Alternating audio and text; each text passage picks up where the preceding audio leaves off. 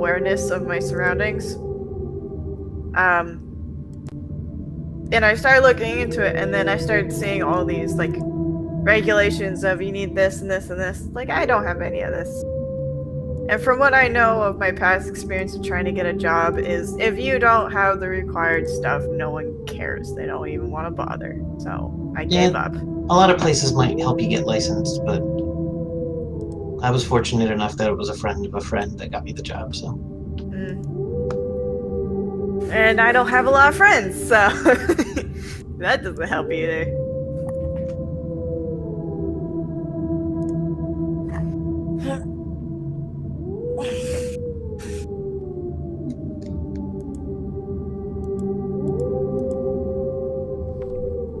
Okay. Everybody ready? Sure. I think so.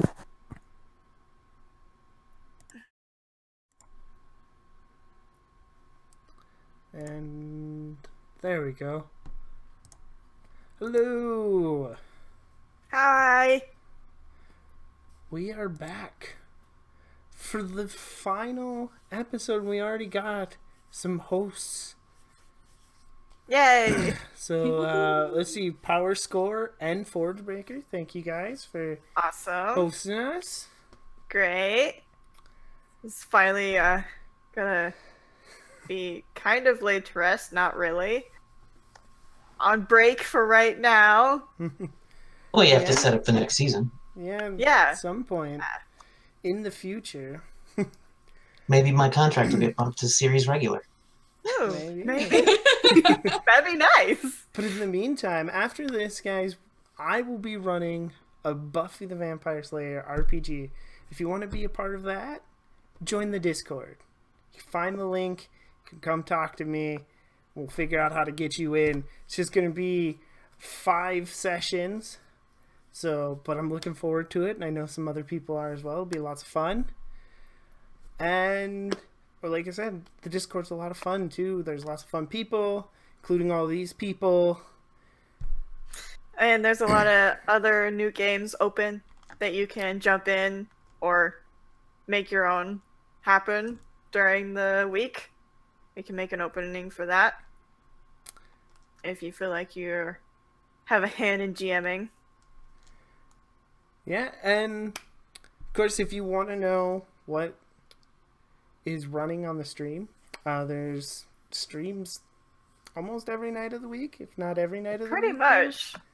Yeah, Tuesdays, every other Tuesday is the only one that doesn't have something. But we're filling the other Tuesdays with one-shots, mostly. Yeah. So we try to make it every day of the week.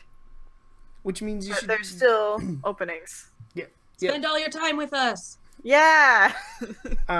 So you should definitely hit that follow button on the channel. Just make sure that you're here to see what everybody's doing. You can also follow the Twitter, and they will have all the announcements, and you can join in on all the fun from there as well. You can support the channel by throwing bits at us and subbing to the channel as well. And this is a big episode, guys. The last episode, and especially since we want to do it as a season, I feel like it's a big season. I want to set up some excitement for the future. But first, I feel like we got to do a little bit of a recap and see where we started. And we started way back with episode 0. I am the only surviving character from the beginning. Yeah, with back when it was just Kyo, Narcy, and Venora. And that episode 0, they all, of course, came together for the first time. They'd been going to school for a while, but didn't really know each other. They faced... it was some kind of troll. I don't remember the exact specifics now. Yeah, it was a troll. And they learned that something was a wary in the little town of Vonwood. Let's see, by episode 1, was it? Which one was that? Oh boy. Foggy memory. That's Changeling when that was the first stream. Yeah, the first So stream. it wasn't a lot. I remember. Oh, that was I the hide behind. When Yes, it was the hide you behind. first met Brett and Alex and saved Brett and Kelly Right. from the hide behind. Brett was, I didn't care about him. But yeah, they went missing, and we found them. Episode And then 3, we What- finally met Aw. Ada as Ah. Narcy's aunt and one of the higher ranking matriarchs of the Candela family.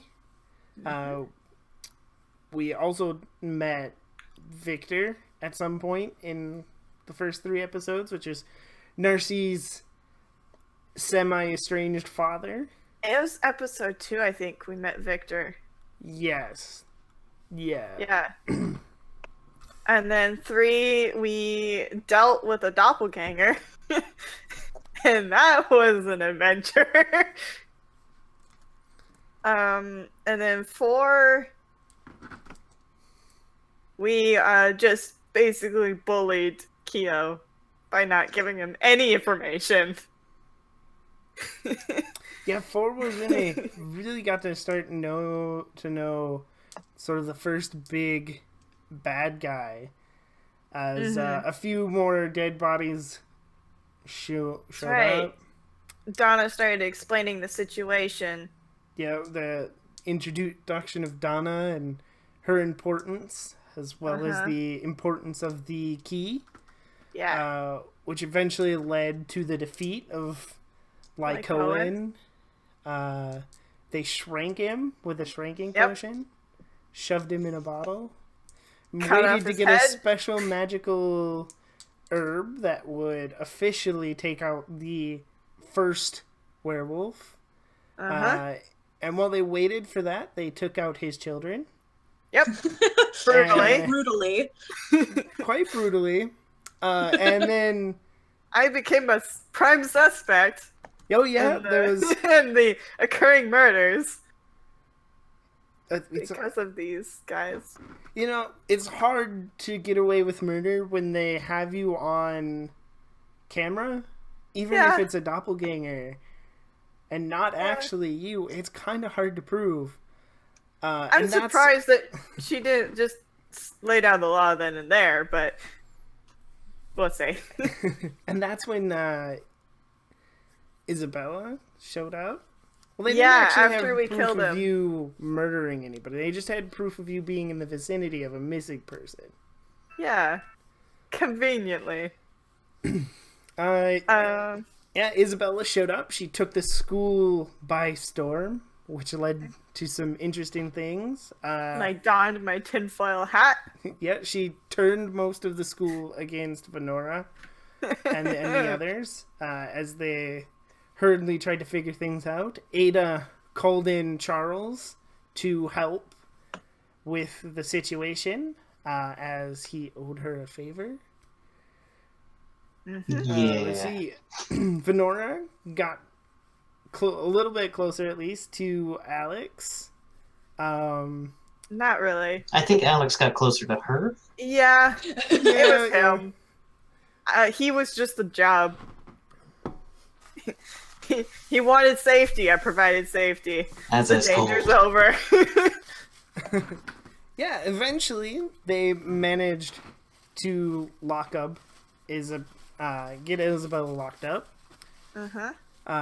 Due to a warrant that they'll learn more about what's going on with that. But she is at least being accused of murdering her parents. However, one member of the party, Charles, does have proof That she didn't. that she didn't do it and that it was Lycoan. But he has but the not rest of shared us that don't with know. anybody. And then last week was a very interesting week. With Isabella locked up, the staff of Osiris attempted to reach out and get the people in the party to open the cage and use it And it was interesting. I wanted to see how you guys would play your characters, and it worked beautiful. I think it was a good idea. I didn't want to force like a roll or something. Mm-hmm. I wanted to see who might crumble, and honestly, my money was on Venora.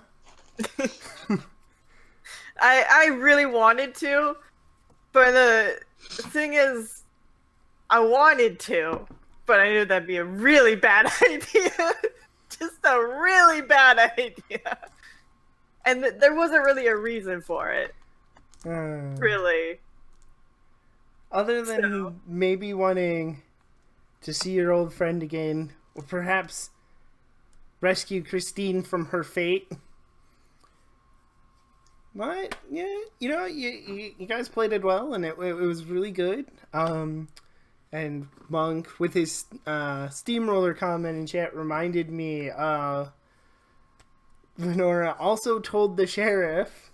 Oh, yeah. Which was a great moment. She told the sheriff everything, which was a great moment. And rolled nice and high on the special snowflake scale. Yeah. which will be a lot of fun, especially this episode. It's like you said, it's a big episode. It's the last episode for now. And it's now a week later. Well, not a week later. 6 days later. Because we left on a Saturday. And it is now Friday. Okay. And as promised, it's homecoming. Surprise, surprise. It's almost like that was planned, that this would be the last episode. Oh, yeah. It's not like we talked about that at all. What a coincidence. It's strange. It's not like this is a teenage drama TV show. Yeah. Not at all. And Isabella's still locked in the jail. Of course, she was supposed to be extradited, but there's been a stall because the judge that would be ordering her extradition doesn't like the evidence, mainly that if she'd killed her parents, why would she kick in the door? Because she'd obviously live there. So there's some questions arose, but it still could happen. But currently she's a mess, an absolute mess, and we ended with that. Venora knows well now that it was the hellhole. Yeah, with the hellhole closed, Isabel can't... I don't think, did anyone tell me that there's a staff in there? No, I told no one. You told no one, so I thought it was the hellhole. Yeah, I also didn't say anything about having proof that Isabella is innocent. Looking for a staff. Yeah, the staff. All right. Charles has most of the cards. Because she crossed me. Yeah, she tried to turn Charles against everybody else, which almost worked. She didn't have a good enough offer. I'm glad. But she's a mess because she was seeing her brother. As some of the party learned, they were seeing loved ones that had people they were close to, at least. Not so much Christine, but I picked Christine partly because Venora had such a violent... It helped with the guilt. Yeah. And with the violent reaction she'd had earlier in the season to Christine's death, it seemed like a perfect way to tug on that string. But now it's all closed and she is a mess because she believed her brother, at least in some part, was trapped in the key, or not in the key, in the hole. But Venora, or not Venora, Ada, where were you? Well, everybody was doing their closing the hellhole. I was doing damage control with the sheriff. Oh, yeah. Okay. Cleaning up my mess again, I see. It's almost like that's what my character is built to do. Um, but yeah, just life as normal, except that I have to have a talk with my boss about how all the big things that go bump in the night are actually true. Except for ghosts and vampires. So far. So far. So far. so I mean, I'm still calling those things ghosts that came from the hellhole, so. That fits. Yeah. They were haunting us. Because the hellhole's evil. Well, Wait. it's a conversation you've kind of had with the sheriff, but she's more or less avoiding it. But the good news is things have been slow since the hellhole closed. Slower Nice. than it has been in a while. But anyway, you're sitting there at your desk doing your job. It's raining outside. And a special person, at least judging by the way he walks in, he definitely thinks himself special. He holds his head high, and he walks up to you, Ada, and he says, Dr. Montgomery, I'm here to talk to a prisoner? The sheriff asked for me. All right, one moment. Let me just verify with her that you're expected. And I'll just pick up the phone, buzz the sheriff, and say, hey, there's a Dr. Montgomery here. Do you want me to escort him back? Yes. He needs to talk to Isabel. Thank you. All right. All right, sir. Right this way. And he will follow you back. The sheriff will actually meet you. And when you get back, as kind of stated, Isabel's she's curled up in a ball in the corner. And he walks up and he looks over at the sheriff and can you please open the cage? I don't really feel comfortable talking to her through the bars. It puts a barrier between us. And so the saying so, the sheriff will open the cage, open the cell, and let him in. Eddie, do you spy, or do you go back to doing your job? Of course I spy. Otherwise, you wouldn't be a monster hunter. Or an ant. Okay. Yeah. Or an ant. Or an ant, yeah. That makes sense. So, what you hear is he sits down and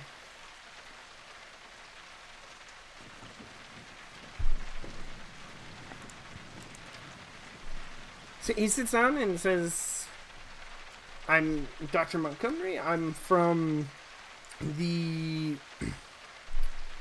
Vonwood State Health Center. I'm here to talk to you about your brother. And she just mumbles. He keeps trying. There's not really a lot of information to be gleaned except for who he is. Mm-hmm. Because she's a mumbling mess right now. She has nothing to say. At least nothing that he can get out of her at the moment. But he keeps trying for a while. Do you eventually head back to your desk? Or... I do, yeah. Because I have a job to do. Okay. But I will pull up the CCTV at my desk. And just keep an eye on it. Alright. And so you do that. I'm gonna jump over to Venora. Okay. It's probably around first period of school. I'm sleeping in. You're sleeping in? Okay. Yep. I'm not gonna be there first period. Alright, so you sleep in. I guess then I'll jump over to Charles. Yes. Would you still be working at the school, or are you getting your debts paid? Are you getting ready to skip town, or what's the deal with Charles? I'm not ready to skip town yet. Like, I would have my bag packed and on the bed, but I'd still be putting on the suit to go to work. Okay. And then showing up at work and then somewhat doing the job. Like, if a kid came in, I'd counsel him somewhat. Tell him to go smoke weed. Yeah, I was gonna say, AK, tell him to go smoke weed. So there'll be like a kid who's like, I'm really worried about getting into college, and I'm like, don't be. You won't. And if you do, it'll be the worst decision of your life. You're just gonna spend thousands of dollars. Just don't do it. Doing As something you caringly as hate. possible. But yeah. Not sure how caring we can say that. Eventually, then, if you're at work, the principal will show up and ask you if you would help chaperone the dance later that night. Sure. I got nothing to do. Okay. Is You there don't have a- bonus pay? No? Uh, Okay, fine. I'll still be there. Okay. Thank you. And he heads off to do work. But do you plan on going to school at some point, or are you planning At on skipping some the whole point. day? Okay. I think I would have snuck in around lunch. Okay. You get to lunch, and I'm assuming, do you go find Donna? No. No, you're gonna avoid Donna as well. She was just a job.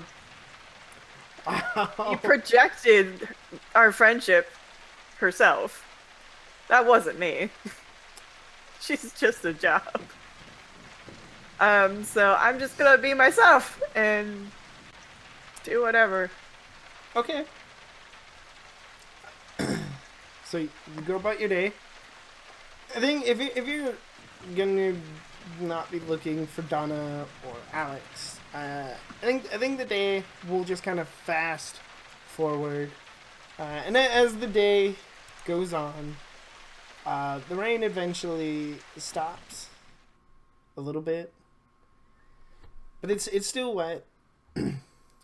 Puddles everywhere. It rained pretty good for most of the day, and Ada, it's time for you to leave work. Okay. And I'm assuming you head out. Yep. You don't. Okay. As you go out, if you do you kind of stop? There's like a huge puddle, like there's the sidewalk, and then there's like a huge puddle outside the door. Jump in it. She is far too dignified to jump in it. She'll go around. Okay. When you kind of stop to consider your options of going down, Dr. Montgomery actually walks up beside you. He doesn't say anything at first. He lights a cigarette. He takes a deep breath. Do you want one? Oh, no thanks. I quit years ago. Oh, okay. That girl in there, you know anything about her? She seems to be having quite a bit of trouble.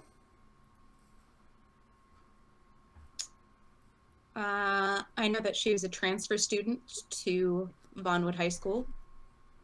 And I know that she was arrested on a pending warrant. That's pretty much all I know.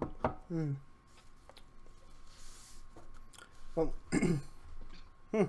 and as far as you know, she hasn't said anything this whole week? Not in my hearing. Okay, wow. And he's gonna like rifle around in his pockets and I know I keep them here somewhere. Hold on. Oh, here you go. And he hands you a card. And he Because, yeah, you know, if you ever need me, here's my card. I work over at the Raymond House. I'm sorry, it's not the Raymond House anymore. The Vonwood State Health Center, just outside of town. You know, give me a call if you ever have anybody distressed. I'm very good at my job, and Of course, Doctor. Thank you so much. yes, you have a nice day, miss. And if you leave, he leaves as well. Yeah, and I'm gonna go around the puddle. Okay, yeah. He kind of follows around the puddle as well because he has Probably to- also has nice shoes. Yeah, yeah, and you get in your car, he gets in his, you drive off. Do you have any plans for the day now that you're done with work?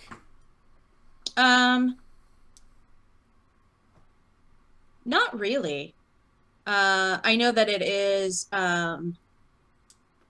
homecoming tonight, so I was planning on making myself pretty scarce, like not trying to go out to dinner or anything. Okay.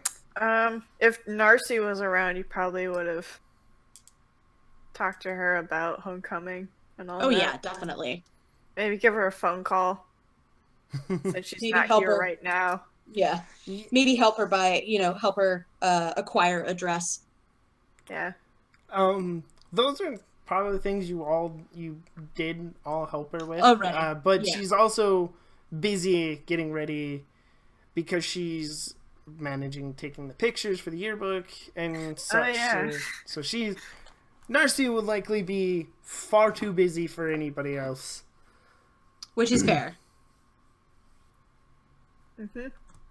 And I'm assuming Venora did not change her mind about going to the date. Heck no! I'm not going! I have other plans. Okay.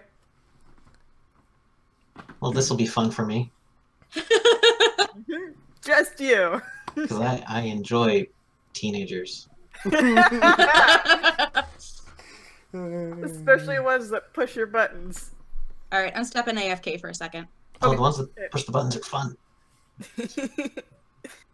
So, Charles, work is over for you as well. You're not needed for the dance for a few hours. Do you go home? I think I would, yeah. If I've got nothing else to do, I'll change, relax a little. I probably have made friends with some of the other teachers, Okay.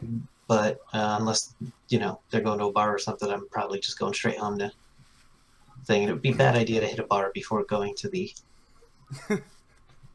I might need this job a little longer, so... I know that some teachers would have, though. Yeah, but I know some of them would have just to prepare for this. yeah, the gym teacher / football coach is a little wasted. Just a little bit. But yeah, I think I'd just go home, hang out, relax. I might actually have made sure, popped into the group chat to be like, everything cool today? Okay. And if I just get no answer back, that's fine. Yeah, you probably would get no answer back. Venora's probably not paying attention to everybody. Ada's hiding away from the world. And Kyo and Narcy are probably too Gone. busy. Oh, yeah. Because Kyo's Yeah. getting ready for his big date with Drew. That's true. Narcy's getting ready for... Would Homecoming. Venora be helping him? Hmm? Would Venora be helping him get ready for his date? No. No. What makes you think that? No. I'm not the person you asked for help on dates. Alex asked me out. You know what I did? I ripped his heart out and ate it in front of him. Yeah, that's what you do. You don't ask me for advice. But yeah, I'm trying to think if there's anything interesting that I would be doing. Oh, I might actually be taking back the... I had a thought that I would take back the key and put it in a safe deposit box in, line it with the special ash. Mountain Ash. Mountain Ash? Yeah. No, yeah, you can definitely do that. That's not a problem. I mean, And then that'd hide be the pretty key. easy. Yeah, and then hide the key in Ada's plant. You already did that though. I know, but I hid the thing itself.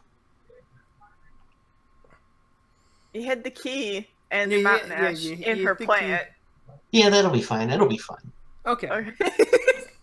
Yeah, it'll be Oh, fine. that That wasn't a works. huge mistake. I feel like it was, but that's just me. Hey, I'm where else paranoid. will it have 24-hour surveillance? At this point in time, only one person actually knows where Yes, he hid this it. is true. Only Charles knows where that one key is. Yep. Okay, so after you're home for a while, Charles, there's a knock on your door. I will check the eye hole and hold my dagger. Okay, on the outside there is 3 people. 2 of them are standing back, and the one in the forefront you'd recognize, being a man that did his research before he came to town, is Petey, the alpha of the pack of werewolves. All right, I'm gonna say, I'm sorry I didn't order any tails or kibble. Gosh.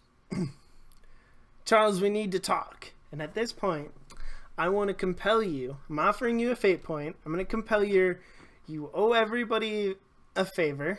Say that you owe Petey a favor. Okay, I'll take it. He saved your life. Who hasn't? Venora hasn't saved my life? Not yet. We still have time. Yeah, we still got time. It's early. Though technically I owe her for a different reason. Yeah. But you'll learn to like me. So I'll open the door, leaving the chain. So, is this a friendly chat? Yes. I need to cash in my favor. Ugh. I could have gotten out of there. I just need you Could to have tell left me. town. I just need you to say that I could have gotten out of that building on my own. I just need you to say it. Fine. You could have gotten out of there on your own. All right, I'll be right out. And then I'll undo the chain, and I won't invite him in. And I say, "Where do you want to speak?" Just inside is fine. And the other 2 stay out. Yep, the other 2 will stay outside. They're like, technically they normally it'd be like his second in commands, but this time it's just like a couple of Venora's younger cousins. They're just there to be like bodyguards in a way. All right.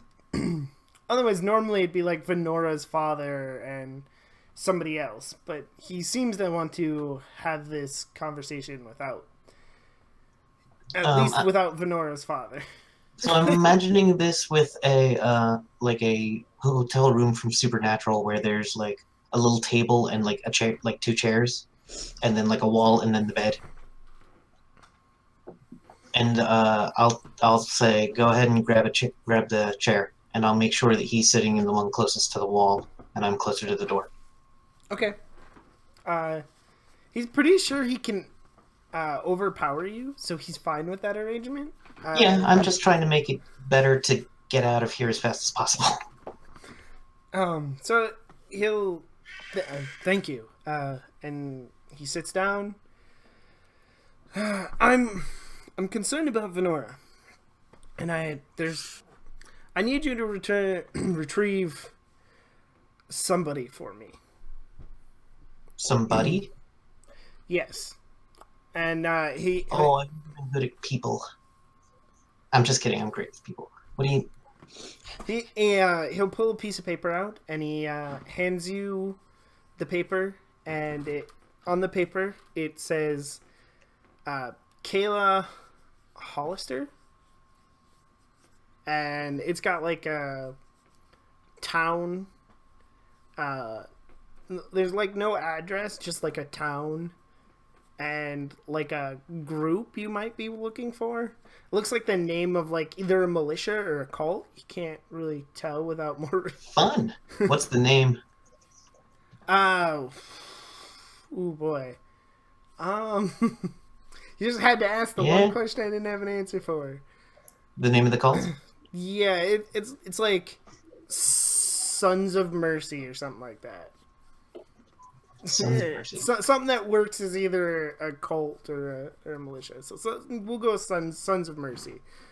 I was thinking Wild Eye, but whatever.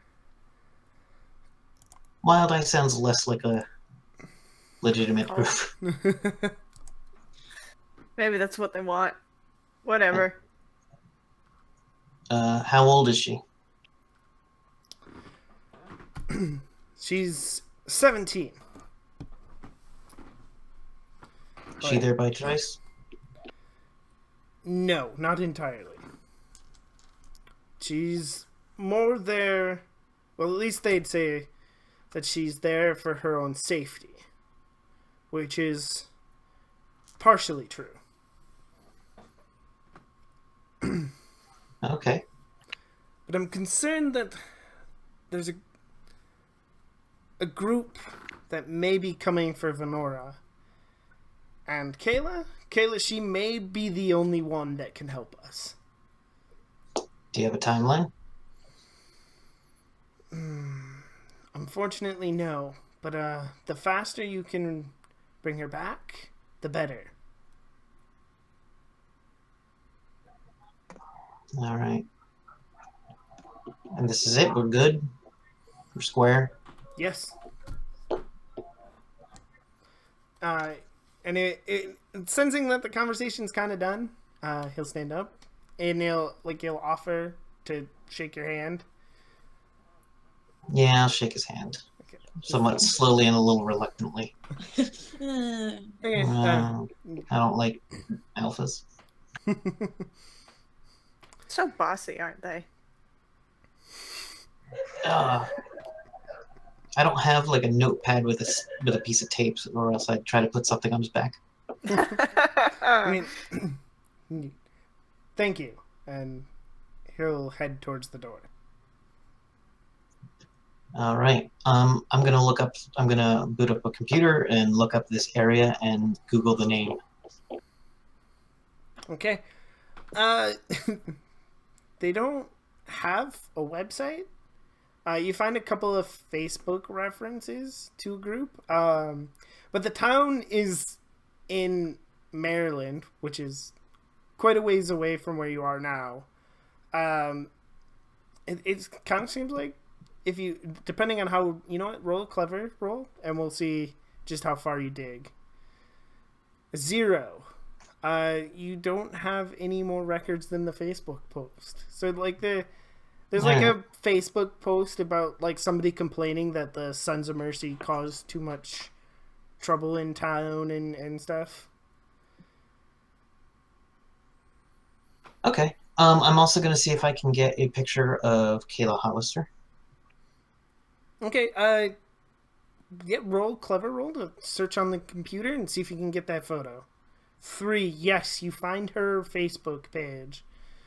It's very sparse. She maybe posts every couple of months. Vague posts, but there is a picture there that you could save to your phone if you want. All right, I'm gonna save that picture, and then I'm gonna create a fake profile of an attractive younger man.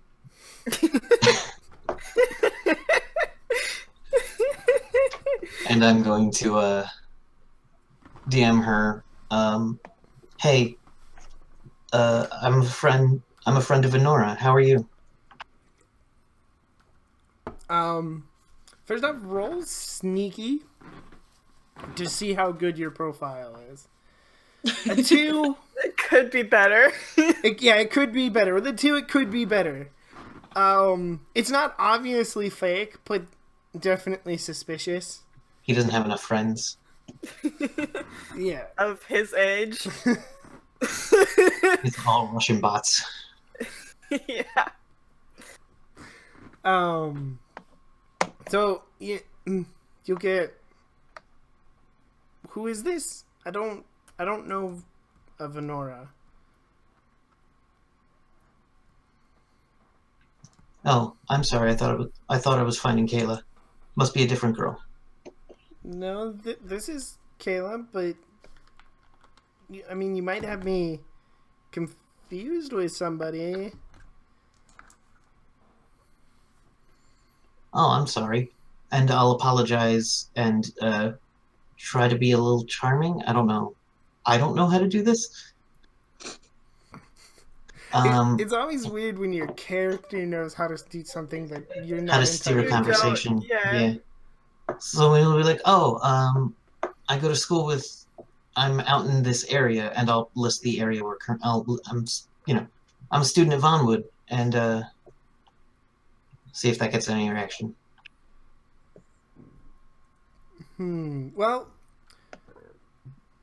you know, roll me a sneaky roll to see if you convince her. If you're charming enough to convince her. Ooh. Yeah, you are. 5. Well, She might fall in love with you. she's a teenage Actually, girl, so. Can I have used Kyo's picture? You know what? For fun, yes. Oh my gosh. It would have been better if you used Drew's. I don't know that. I've never met Drew, so. True, but So you use Kyo's picture. Yeah, I'm gonna make a note. What name do you use on the profile? Kurt Summers. Okay. Cause that won't come up ever again. Ever. Okay, so I know Vonwood. I haven't been there for a long time. Do you know Petey? Oh yeah, Petey's a great guy. I don't know him well, but he's always super nice. Though for some reason he always smells like wet dog.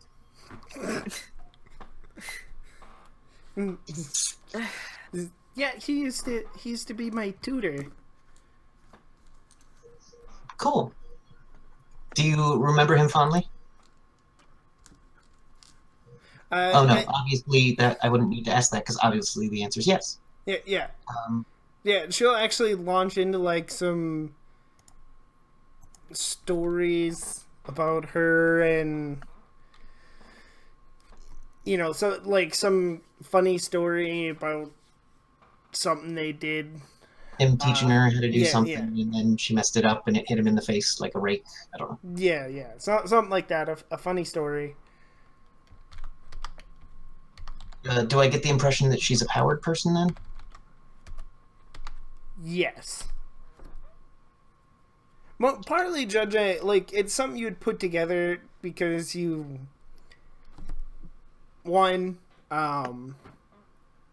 PD is asking you to retrieve her, and I mean, he probably likely wouldn't be like, "I need this mortal to save," Yeah, he's not me. He wouldn't throw a mortal in front of it. All right. Yeah, and like it would. Yeah, I don't know what my end goal here is. I didn't expect such a strong response so quickly. So I'm gonna be like, oh well, it's homecoming and I've got to go to the dance. So. Okay. Yeah, you just like get to have fun. Yeah, I'll say talk to you soon. Heart emoji. No heart emojis. No emojis. Does not really get emojis. It's okay. Ada doesn't either. yeah, no. I could probably write an entire text coded in emojis, and she wouldn't know what it meant. Why is there an eggplant on my screen? Oh, you.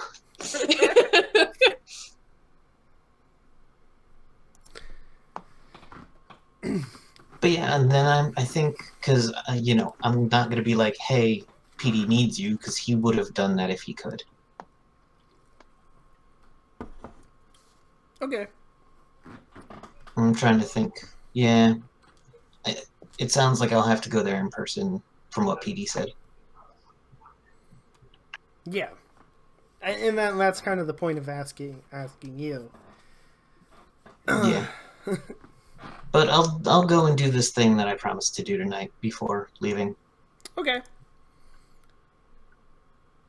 So, as the night goes on, and homecoming approaches, Venora, when do you plan on leaving for the thing that you wanted to do?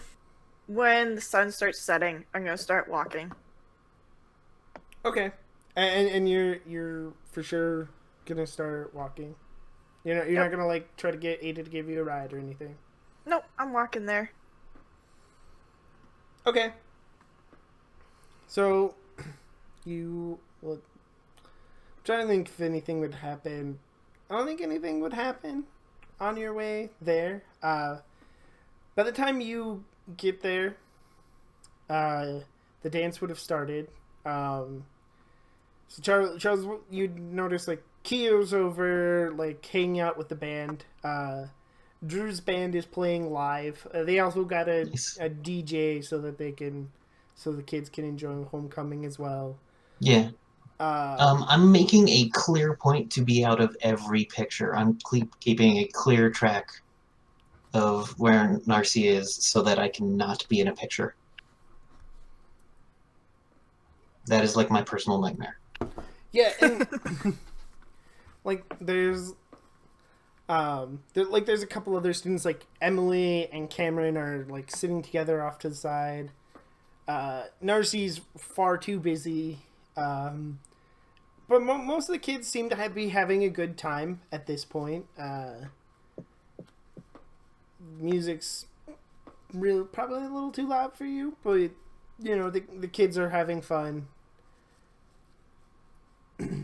I see two kids with alcohol, and I steer a different chaperone away from them. So you help them. Spike the punch bowl. Yeah, you know what? Roll. Let's see how well you do this. Roll your sneaky. Let's see if you can steer this teacher away. Ooh, with a 4. You. Let's see. I got a list of teachers somewhere. Yeah, so one of the math teachers, Mrs. Gray, she's the one watching the punch bowl. How do you steer her away? Is Mrs. Gray older, younger? Mid-40s. I would tell her that there were a couple of kids that I think I saw them go off behind the bleachers. But if I go out there alone, they're just gonna run. So if you could go around the other side, and then we'll see if they're still there. Oh yes. But yes. I think I saw some smoke coming up from back there, and that's how people get pregnant. Them damn kids in their marijuana. I'll go this way. You go that way, and she'll hurry off in the direction of the far end of the bleachers. I'm assuming that you don't go anywhere near there. No, I just walk away very slowly. So she hurries off. You walk away slowly. Like a few minutes later, you see a group of kids scrambling out from behind the bleachers. Well, it was a good bet that there was someone back there. Yeah. And so, Venora, you'd get to you've gotten to your destination. Where is it that you've gone on homecoming night? I went to the graveyards. And I'm gonna go find Jessica. It's been a few years, but now you would I'd assume you'd have it memorized. You'd know where you're going. I know where she is. So you pick your way through. The ground's still muddy and damp from raining earlier. It's a kind of chilly fall night. And it kind of feels like it still might rain more tonight, but you're not sure. Okay. I'm gonna crash down in front of the grave, look at it, and then say, "Hey, long time no see.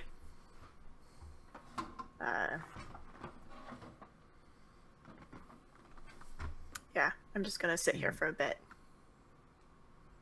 Okay. What's Ada's relaxing night look like? She's got her feet up and she's watching a telenovela. Okay. Is it a good one? Is it one of your favorites? No, it's a terrible one. No one Like- watches the good ones. No. Like they're just two women that have randomly gotten in a fight and are shoving cake in each other's faces. Like it's one of those. It's like almost produced by an Indian program. Bollywood? You mean Bollywood? Yeah. Yeah. No, it's definitely from Mexico. Oh. That's its own type of thing, yeah. Yeah. They seem to be crazy and fun. They're very weird. One of the ones that I watched when I was living in El Salvador was called the Plush Family, and like everyone just dressed in like weird plush outfits. That's some terrible Teletubbies stuff. Yeah, I can't it was handle awful. that. I don't know that I could stop watching. Exactly. Exactly. I think that's how like telenovelas work. Okay. Does Ada later? Does she cook herself dinner? Does she order in? She's probably cooked herself dinner and she's now relaxing with a glass of wine. Because Okay. she feels like being classy right now. So pretty good night. Yeah. And she's got the phone next to her on the couch, the glass of wine on the end table next to her, and she's got her feet up on an ottoman. Okay. And is it what you while that's happening? There's a knock at your door. Fine. So I will mute the television and go up and peer through the People. eye hole.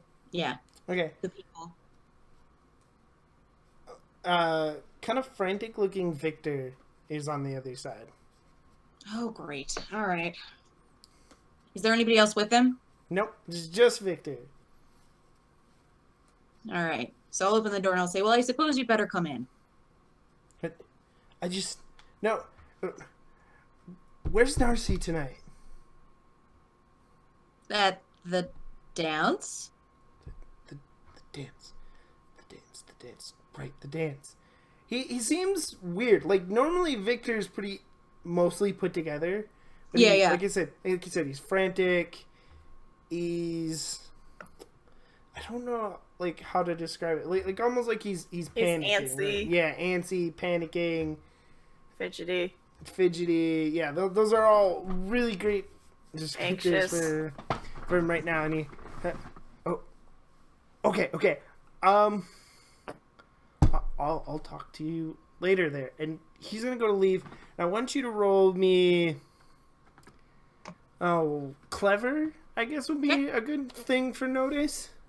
With a 5, you definitely notice something as he turns away, and like the light from the TV kind of catches his eye. You think for just a second, his eyes change to a yellowish color. Same color as the doppelgangers? No, it'd be more like the kind of color that Venora's eyes change to.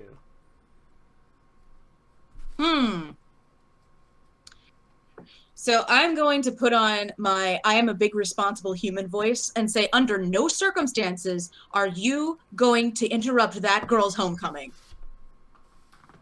He waves you off and just keeps walking. I'm going to repeat it again in Spanish and use my stunt. So give a command to an NPC that must be obeyed. What's it called? It doesn't actually have a name, but I think it's like voice of authority or something. Something like that. Yeah, I am your commander. Alto. You say that, and he stops. And he doesn't turn to you. He just he keeps facing away. You can actually see him unclenching and unclenching his fist, and he, fine, and he stomps off. All right.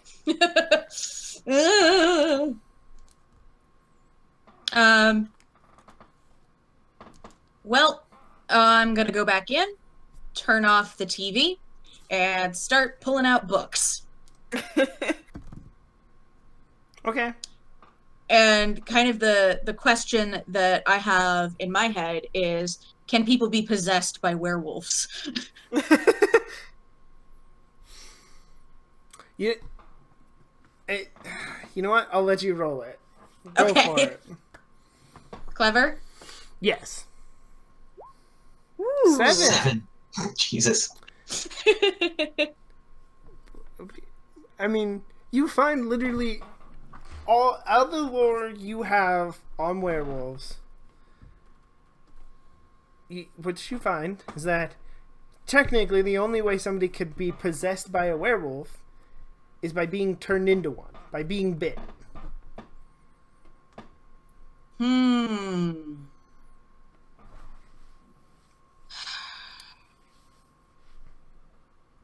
It's been a while since you've seen Victor. It has been a while since I've seen Victor. I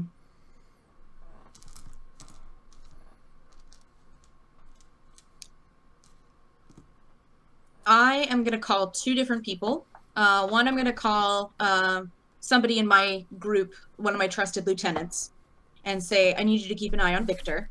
I last saw him. He was heading, east on Floral Street. Okay.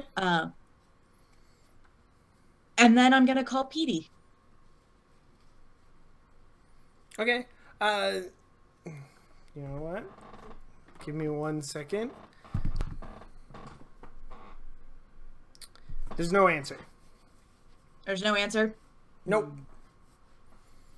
You just get a voicemail that this is Peter Mohan, leave a message after the beep. And then there's just silence for 10 seconds and then a beep. Oh, good. He's as good at technology as I am. It's Ada. We need to talk. Click. Okay. Does Ada wait, or does she do something else? She does something else. She is going to get in her car, the old truck, and start driving around. Okay. Either hoping to find Victor or hoping to find Petey. Okay.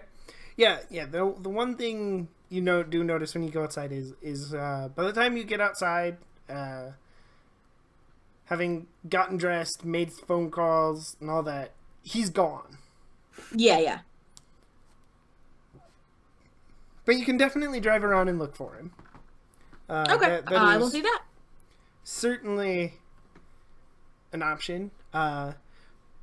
Charles, well, you're at the dance. The crowd's gotten bigger, and they're the kids dancing. It's a lot thicker group, and from the center of that group, you hear a piercing scream, and several of the kids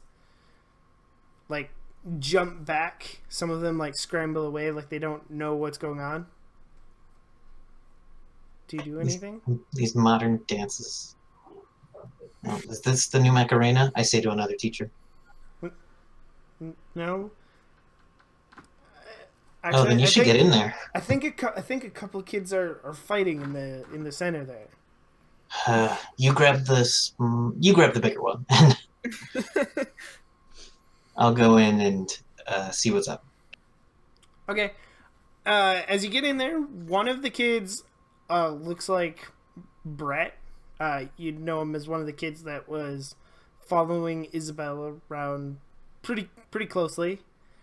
And then the other one appears to just be another football player. You're not entirely sure.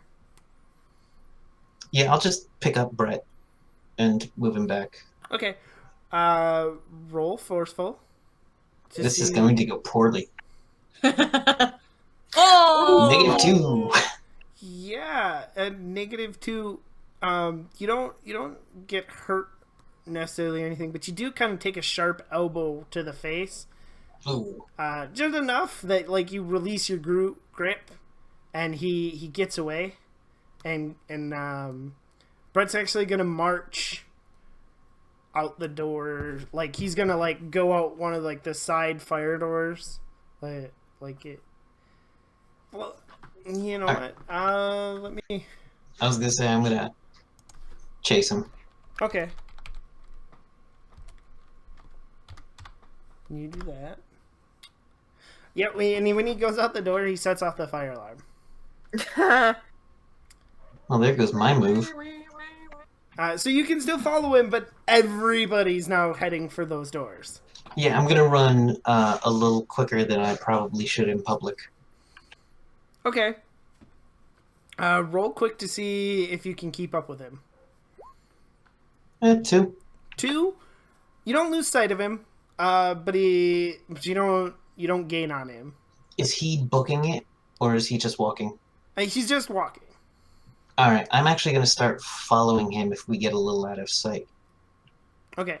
Yeah, and he's not like just like casually walking, like he's like power walking. Like if he noticed you were behind him, he might take off running or something. Yeah, which is why I'm trying to be a little stealthy. Okay, roll sneaky, see how well you follow him.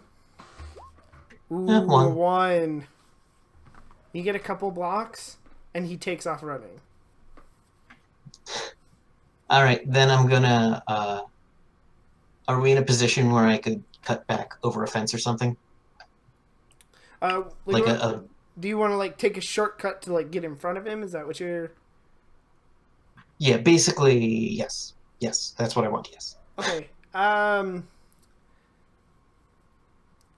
You could. I think this would either be like a sneaky roll, like I've found a shortcut, or a clever roll. I've outsmarted you, and got in front of you. I'm gonna go with clever, even though I'm not as good. Okay. 0. It's just not my day. I gotta ask, do you want to spend one of them fate points and yes, I do. Try better? Okay. I'm just gonna re-roll it. Okay.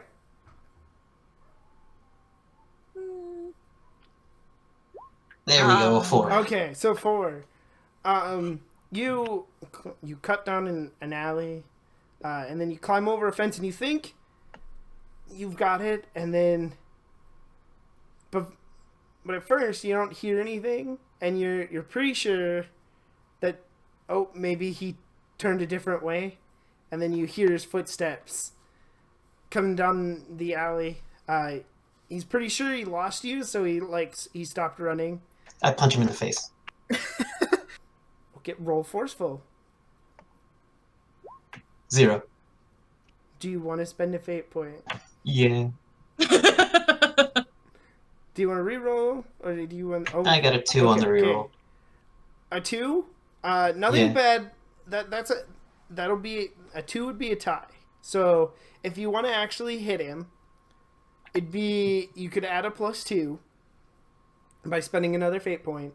Otherwise, a tie, nothing bad happens. You just you kind of either whiff or like you punch him, but it doesn't affect him. I'm gonna go for not really hurting him. Okay. So you punch him, and He doesn't even move. He's just like, what the hell, dude? You're supposed to be a teacher. I'm not a teacher, I'm a guidance counselor, and now we're even. What the hell did I do to you? You hit me in the face, you idiot. Why did you start that fight? Because he was saying that I was running around spreading rumors about him. Were you? No, I don't remember. I don't even remember who you are. Dude, I don't remember punching you in the face. I don't remember spreading rumors about somebody who's supposed to be one of my best friends. I have no idea what everybody's talking about. Alright, hand me the flask. What flask? Is everybody crazy tonight? Yes. Everybody but you, it seems. So you don't remember any of that? No. You don't remember Isabella? The new girl? But, like, isn't she, like, locked up because she, like, went crazy or something?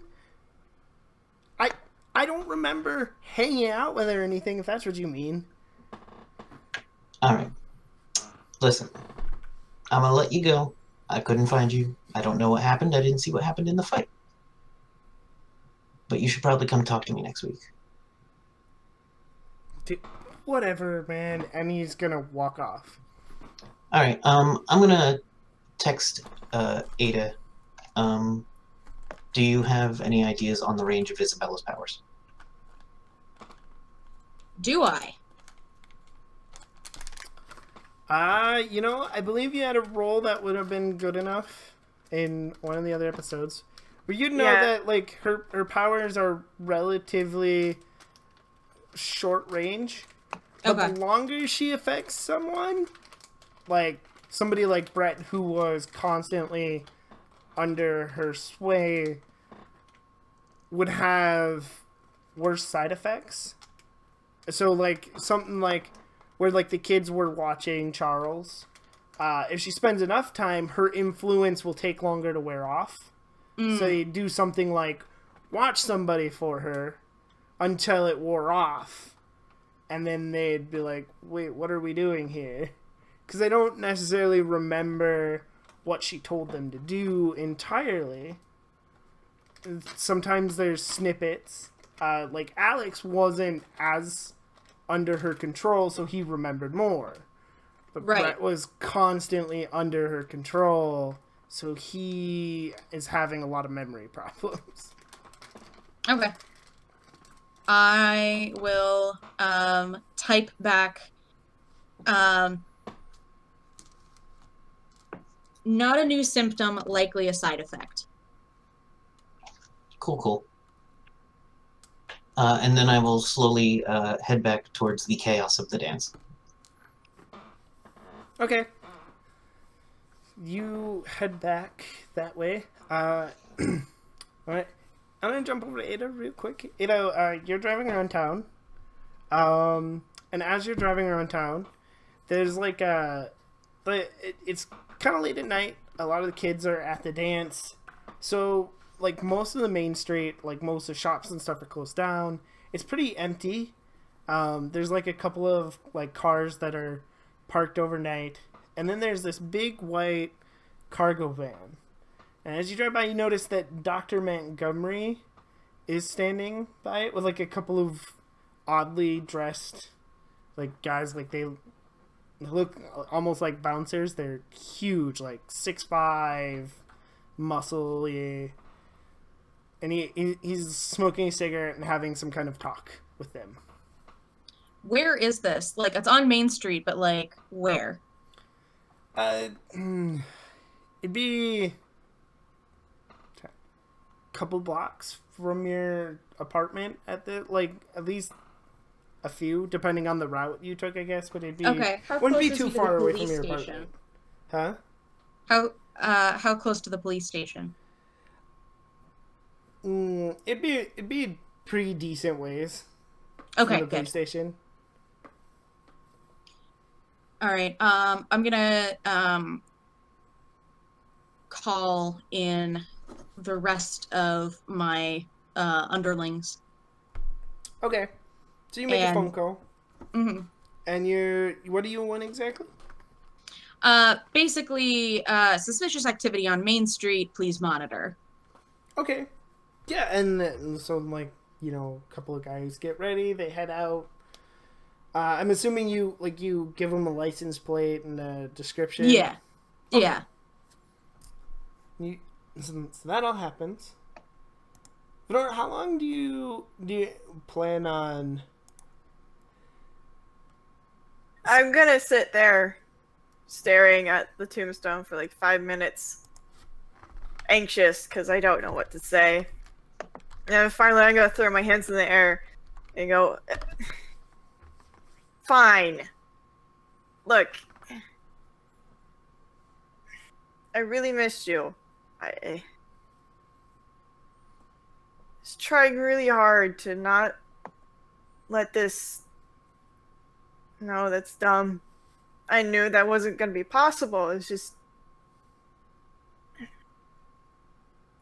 there's no I can move on from that. You know that. But I don't know what else to do.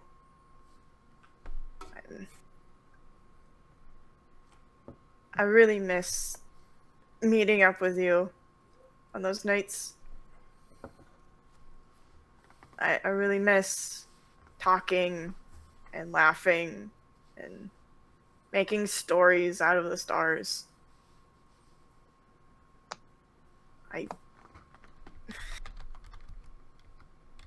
It's just, I know that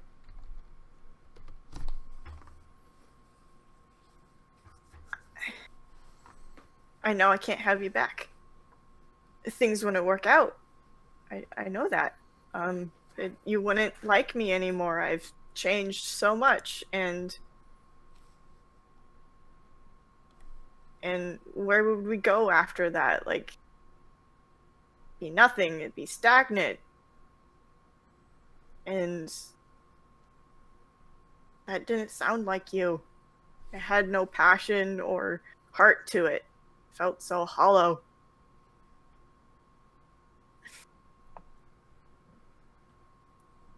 I'm just trying really hard to logic myself out of this because I really regret not trying harder. The one thing I've figured out from life is that you don't get second chances from mistakes like that. So I'm gonna spend my time talking to a grave. Okay. And as you do that, there's a couple cracks of lightning in the distance. It doesn't start raining again, but you also hear the distant howls of wolves. So you stand there in the night. After a little bit, I'll go find. I'm gonna tell Jessica that I'm gonna find Christine, and that I'll be right back. Okay. So you head over there. Mhm. And I'm gonna cut over to a road not too far from where Venora is right now.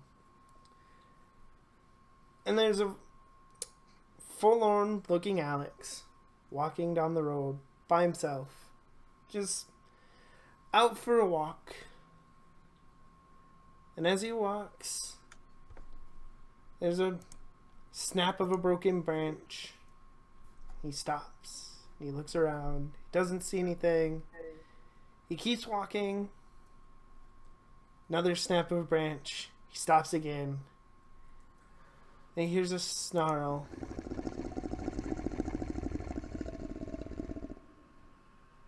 And all the audience or anybody sees is the bright white flash of fangs and a blur of movement and the bright red glow of the eyes of an alpha. Alex falls to the pavement, holding his neck, and the shape runs off into the woods. Venora, from where you are, first you hear a roar in the distance, and then something else happens. The breeze switches your way, and you catch the scent of blood. Venora, I want to offer you a fate point. Okay. To compel you, your bloodlust.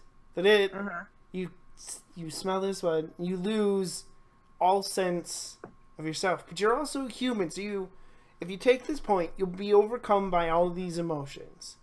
The Okay. helplessness, the fact that you know that you, by not opening the cage, that you kind of given up your chance to ever see Jessica again, to save Christine. And those all overcome you. You'll be lost in this haze, in this bloodlust. And you won't be able to like follow the scent of the blood. You'll just kind of rage out.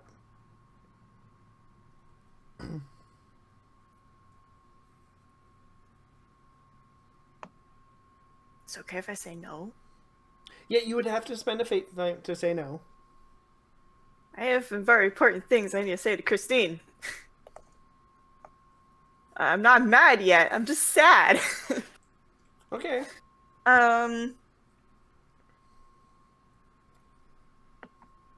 It's totally up to you, but you do have to spend a fate point.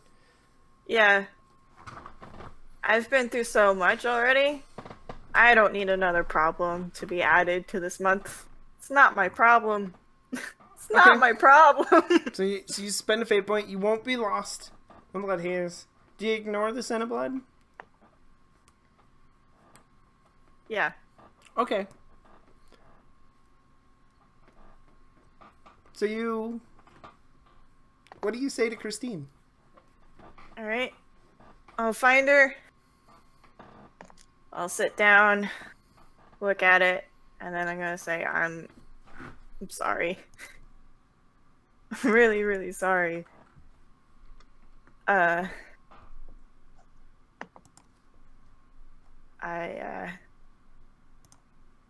respected you. And from what a lot of people would say, that's something I don't give a lot of people, is respect. And if I had known that you were on the football team, I probably would have signed up. Because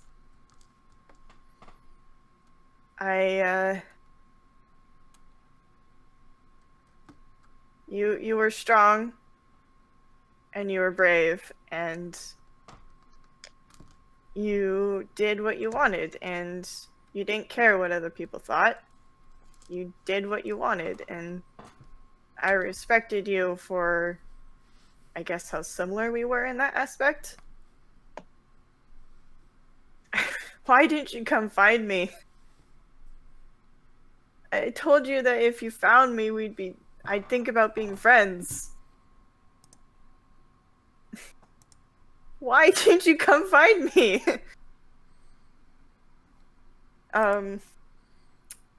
And I guess then I can start paying attention to the blood lust. Because now I'm getting mad. Okay. So do you wanna try to track this scent? The scent of blood? Yeah, the scent of blood. Because like if you spend the fate point to resist the bloodlust, it won't affect you. Okay. But I mean, if you wanted to take the point and have your conversation and slowly lose yourself, I'd let that happen. Yeah. I'd be okay with that. Okay. Yeah, no, that I like that for the story. Okay. So as you get angry, you start to lose yourself. Things start to get a little hazy. And while they do, while you start to lose yourself, I want to cut back over to Charles for just a quick second. Mm-hmm. The fire department and like a police car, like the sheriff or something, shows up. They shut off the fire alarm. Everybody starts to go back inside. Some of the kids are mad because, you know, they got fancy dresses, nice suits, and now they've been standing out in the wet, cold. But Yeah. everybody's excited to return to the festivities. The music kicks back up. We see Keo and Drew dancing for the first time that night. Aw. Aww. I'll have like bumped them closer together. Aww. And then there's somebody else that's not at homecoming. Partly because Venora's not there. She may have followed you a little bit earlier. But she's coming back. She's got like flowers and a card. The card says something, and then it's signed to Christine. Donna's walking down the road, just getting to the cemetery, as Venora starts to be overcome by her bloodlust and her rage. Which direction do you head in, Venora?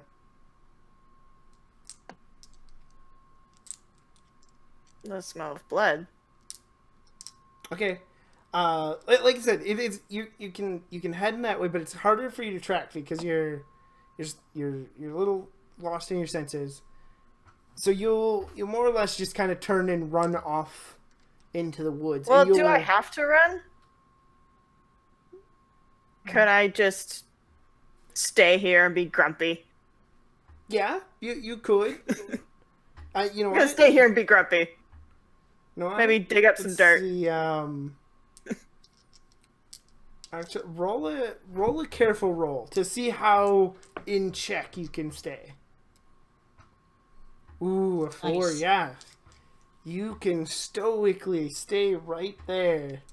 It won't last forever, but you can stay right there and be grumpy. You're just staring at Christine's headstone, grumpy.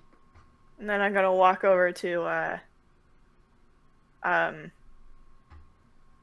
Jessica's. Okay. When I'm able to. Yeah, I mean, you can do that. I mean, you do it a little more angrier, probably growing more angry as you go. But yeah, you can do that. I'm gonna get a next we get kind of a flash of like a police car pulling up, like radioing for help as like a officer finds Alex, and then Ada, your phone would buzz. Okay. Somebody telling you, one of your like underlings, telling you that a boy was found. Like one of your underlings found him and called it into the police, and such. Okay. And so you're being notified that this boy was found on the road. It looks like he was bitten. Now normally, that's, you would know that normally that's fine, because as long as it's not an alpha, most people won't turn. Like Cohen, Petey, they'll if they bite someone, then they'll turn. And as far as you know, Petey's the only alpha in town, so everything should be fine. Right. But you may have a rogue wolf on your hands. You got a suspicious doctor. Your night isn't as relaxing as you'd hoped. No, it's really not. I was hoping for like a pedicure and like, I don't know, maybe Some soap dramas. Yeah, exactly. How good of a driver is Ada? Ada's fairly decent. She's had a lot of practice. Okay. Roll careful. Okay.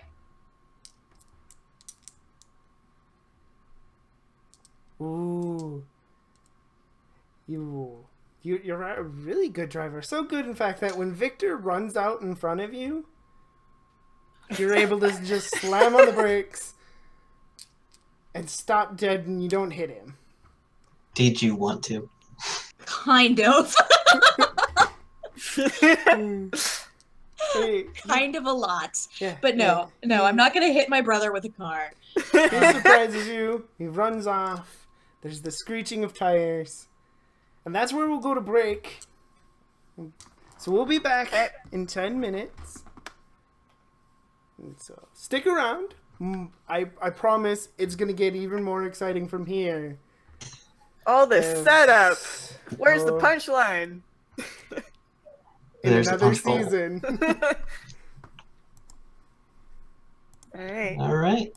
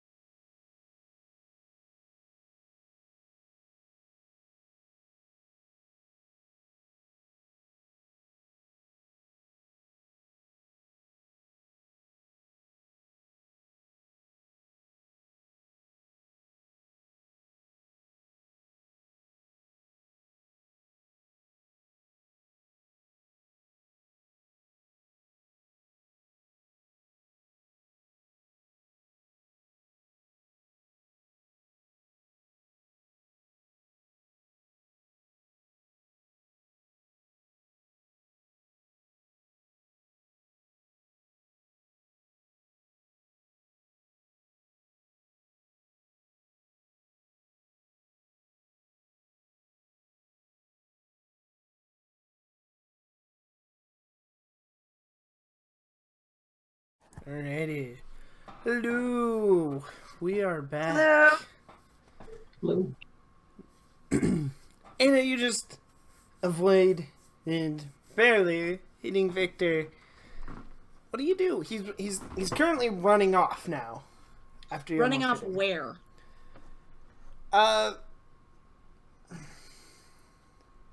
Like vaguely just kind of away from you in the direction of like a residential area. Away from the school, but into like a residential area.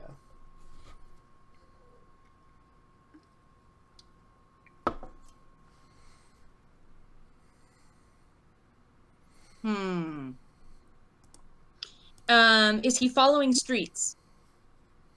No. No. He's not necessarily covering his tracks, but he's not following streaks now.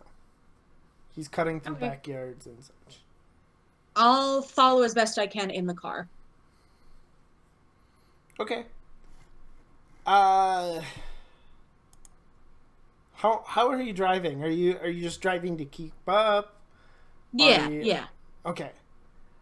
In that case. And roll- while I'm driving, I'm calling Petey again. Okay. If you're making a phone call while you're driving to keep up, roll flashy. Roll flashy. Ugh, gross. Yeah, let's see just how in control Ada is. You need to go hands free. Ah! One, you don't kill anybody. Yay! That's the good news. Go me. But unless you spend a fate point, you're gonna lose Victor. Let's spend a fate point. Okay, so do you wanna just take a +2? Yes. Okay, so you take a +2, which will be good enough. And what happens is Victor like crosses the street in front of you, and so with one hand on the steering wheel, one on your phone, you kind of lose control of the car for a second, but manage to swing it. You kind of do a slide, but you catch it and get back around the corner and are able to follow him.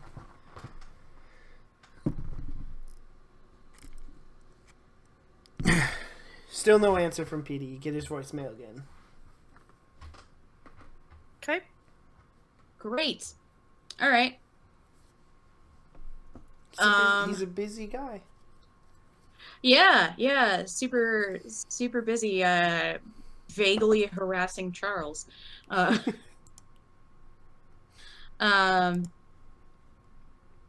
am going to call the sheriff. Okay. The sheriff picks up. Hey, it's Ada. I need a favor. Yeah, so when she picks up, you hear like sirens in the background. You hear like the like staticky crunch sound of like the radios that the police radios, officer, yeah, have. You like hear the medics like trying, like they sound like they're trying to save someone in the background or do something. Hello, what? Who is this? It's Ada. I need a favor. Oh, Ada, can it wait? We got our hands full. One of the high school kids was found. He got attacked by some kind of animal. I think that might be what I'm calling about. Okay. Where are you? I need a patrol car and I'll list the street that I'm at. Okay. There is a man here who appears to be in some sort of distress, and I'm worried that he may have hurt someone. Okay, I'll have somebody on the way, and as soon as I'm done here, I'll be on the way myself. I appreciate that. Thank you. So you hang up. Yep, and keep following Victor. Okay, roll flashy again. Ugh. Ooh. I'm gonna keep it because it's gonna be funny. It is. You Nice. get cut off by a large white cargo van as it spins, fishtailing in front of you from around the corner. You try to hit the brakes, but you weren't paying enough attention. You slam on them a little too hard, you slide in the rain, and you rear end the van, which swerves off and hits like a stop sign. Great. This is the most exciting car chase I've been in a while. Uh-huh. Dr. Montgomery gets out of the driver's side, as well as his two large friends. Get out of the van. Like, they get out of the back of the van. His Russian friends. I put here in my pocket. Bro. Yes. What the futz, bro?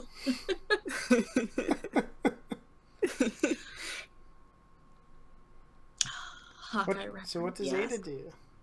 Yeah. Gonna swear a little bit.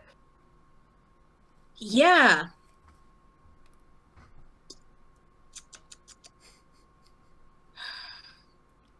Because this is a residential neighborhood. Somebody probably saw this.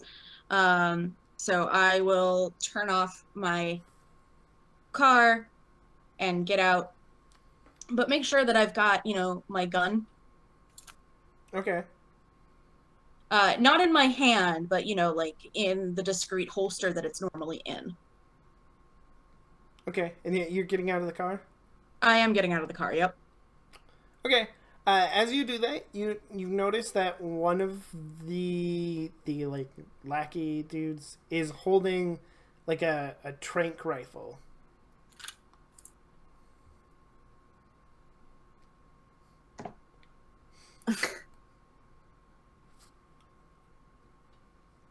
Tranking is the new trend. Apparently. In a residential area. Yeah, just the kids out tranking. Trank. Yeah, she's going to say, oh my goodness, I'm so sorry. I was preoccupied. I don't think that there's any need for violence, and I'm going to look at the trank rifle. Mr. Montgomery, or Dr. Montgomery, sorry. He has a title. He adjusts his glasses and he goes, "Oh, Mrs. Kanda, I am so sorry about this. That is not for you. But there's no need to worry. We just are we had a patient get loose and we're trying to track him down before there's any fuss." Would the patient's name be Victor Candela? No, and even if it was, I couldn't give you that information. Doctor-patient confidentiality, you see. I feel like using a trank rifle sort of negates that confidentiality. Well, he can be kind of violent, so we're just attempting to subdue him without anybody getting hurt. Where do you work again? Yes. And he starts patting his pockets again. I have a card here somewhere. Yes. And he goes to hand you one. He's Vonwood State Health Center. Used to be the Raymond House, just outside of town. Raymond House. All right. Basically, I am hoping to stall him until the police get here. How do you want to Well, do it? Crash will certainly do that. Well, yeah, the car crash will definitely delay them. But how do you want to do it specifically? Do you want to deceive them? Do you want to outsmart the doctor and his henchmen until they... I mean, I would like to, but probably by being like incredibly worried about the fact that I caused damage to their car. Because I'm assuming that her truck is one of those old indestructible Fords. So, like, it's got, like, no damage at all, but their car's pretty messed up. Okay. So it's just like, oh my goodness. I am so sorry. I did not mean to interrupt your work. Let me get you my insurance information. And forget where you put it. Yes. Roll clever to see how well this goes. Ooh, a 5. So you start saying that, and he looks around and he's like he looks around him and he's like, yes, let me see. The insurance card should be somewhere here in the van. I will get mine as well. And he also starts digging around, like in the glove box of the van, attempting to find his either feeling he wouldn't have, but like looking around residential area. There's a chance somebody's seen it, so just getting back in the van and driving off probably wouldn't be good. Right. You also hear quite a bit of cursing. He has a hard time finding his business cards that he keeps on him. So he's having a difficult time finding the insurance card as well. And I'm assuming you're doing the same thing? Yeah. Just like, well, I know it's in here somewhere. Oh, this is the last oil change receipt. I'm just thinking about these two Russian dudes looking at her like old people, right? You can't do anything. So I will delay finding my very obviously and easily findable insurance information until the doctor finds his.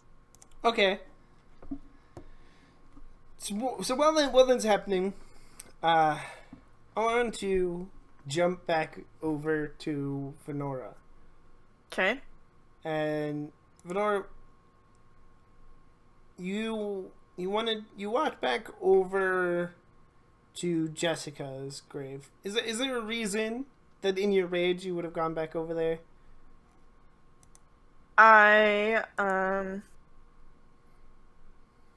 wanted to leave Christine because if I stayed there, I get more angry. And so I went back to Jessica's because I wanted to spend more time with her.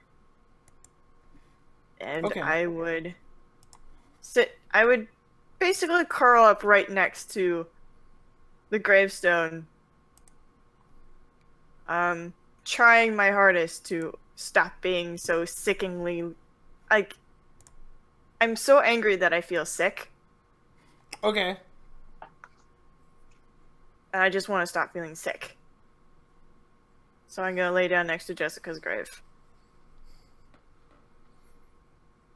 Okay. As you do, you kind of hear the rustle of, like the crinkle of the plastic that they put like a bouquet of flowers in, and Donna, you hear Donna say, "Venora, are you okay?" I'm fine. Why are you here?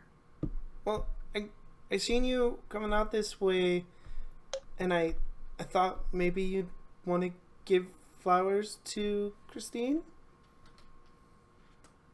She didn't like flowers. Don't follow me. Oh, okay. She's gonna like look at the grave.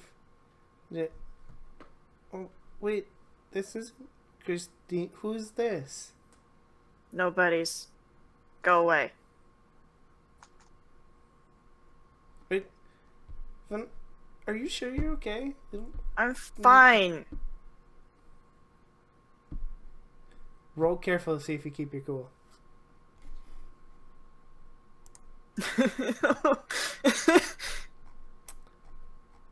It's getting harder.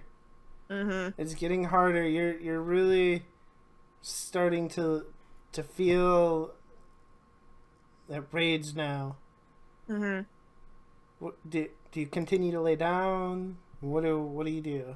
I'm sitting up, leaning myself against the grave. Okay.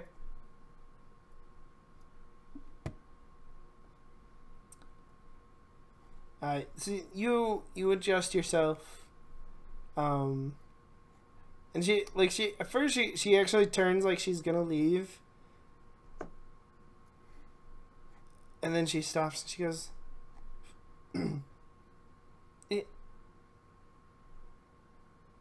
"You know,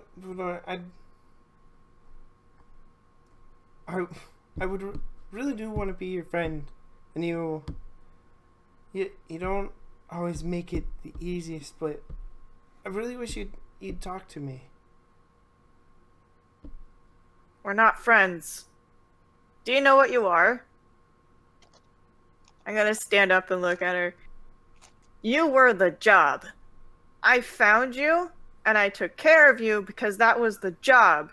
If you didn't, I'd have another person on my record of people I should have been able to save. What? The fact that you think we're friends is your fault. You put that on us.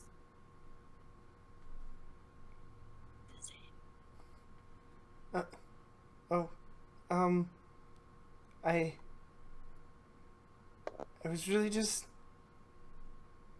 I don't really have anywhere else to go. I'm kind of stuck in Vonwood, and I was really just hoping that maybe we, could be friends. I guess I don't know anybody else. I am the worst possible person you could ask to be your friend. If you get near me, you're gonna die. So go find someone else at school who probably will actually keep you alive. And won't break your heart like I do. She's gonna reach out for you and go, "Venor, at this point, you're the only reason I'm alive." It's not gonna stay that way. It's not gonna stay that way. She grabs your shoulder. Why wouldn't it? I'm gonna point at Jessica's grave. Say, that was my best friend.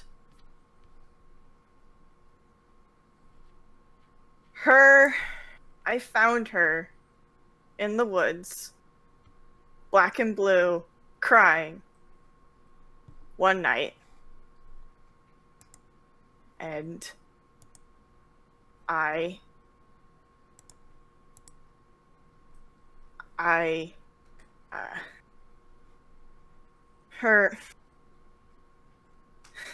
her dad abused her. And she would go and run away into the woods. And I was the only person there who found her and took care of her. I patched her up and I encouraged her to keep going. And I was her lifeline. I promised her that I would keep her safe. That if something were to happen, she would just have to give me a signal or call me, and I would be there to get her out. I wasn't there in time, and he killed her. He snapped her neck, and I wasn't there. I promised her, and I wasn't there. He's gone. He's ran away. Like the coward that he is. And what makes you think that after 2 people dying on me, that there can't be a third? If I promise to protect you, that's basically a death sentence. You're gonna die. And that hasn't happened yet. And you really want to know why I think you can keep me safe, that you can be my friend? It's because you didn't kill them, Venora. You wanted to help them. You wanted to protect them. I wanted, but we don't get what we want now, do we? But that doesn't make us bad people, Venora. Yeah, it does. Go away. You don't understand. Go away. I want to be alone. Bro, careful.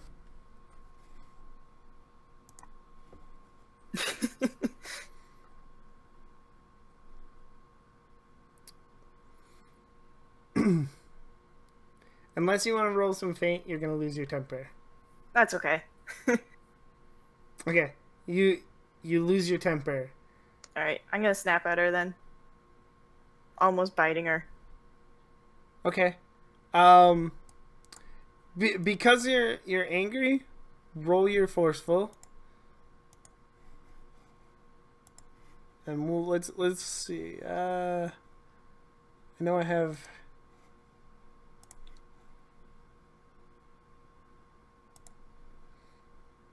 And she's just gonna try to jump out of the way. And unless you want to roll, spend a fate point, she's gonna get out of the way. But she's gonna stumble and hit, like she just kind of trips over her own feet as she lunges backwards. She stumbles, she falls on the ground. Fenor, what are you doing? I'm enforcing my will. Go away.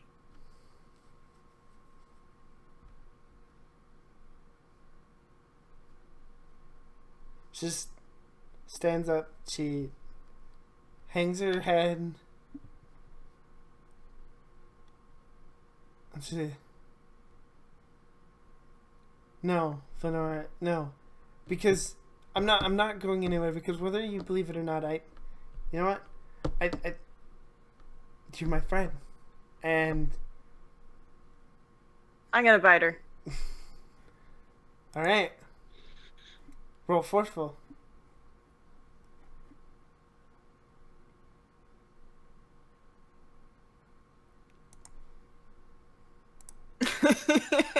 I taught her well. Yes, you did. And in teaching her well, this time she keeps her feet. She sidesteps you, and you're kind of blind with your anger. So you more or less, you kind of rush her, trying to bite her. She sidesteps you. You go past her, and she's just gonna try to tackle you. Okay. Take you to the ground and pin you down like you showed her. So you can choose what you want to defend with. Mm-hmm. But she's gonna try to pin you to the ground. I'm gonna defend with quick. Okay. Unless you spend a fate point, you're gonna have to take your I stress will box. spend that. Okay, so you get out of the way. Just barely, assuming you take a +2. Like she actually manages to grab you from behind, but she doesn't take into account that you've been laying in wet grass, so she kind of slides off you. Okay. And you get away. What do you want to do?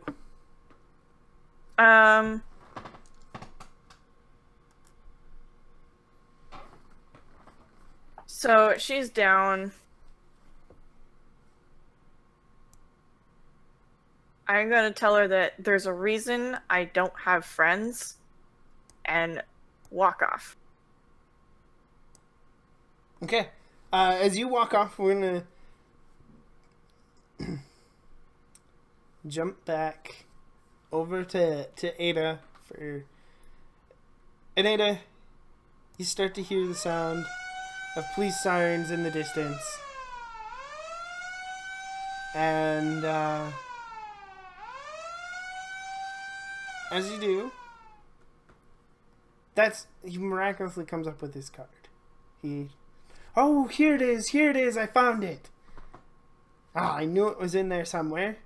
And he comes walking out, and he is holding up an insurance card. Okay. What do you do? Are you still gonna pretend like you're looking for yours? No, I will find mine. It's just like, there it is. It's always in the last place you look. Good. And he, here it is. I have a notepad and a pen. I'll take down your information, like he writes down your license plate. Do you show him your card so he can? Yeah. Yeah, and he starts writing stuff down, and as he does that, police car pulls up beside you. It's just got a. You know what?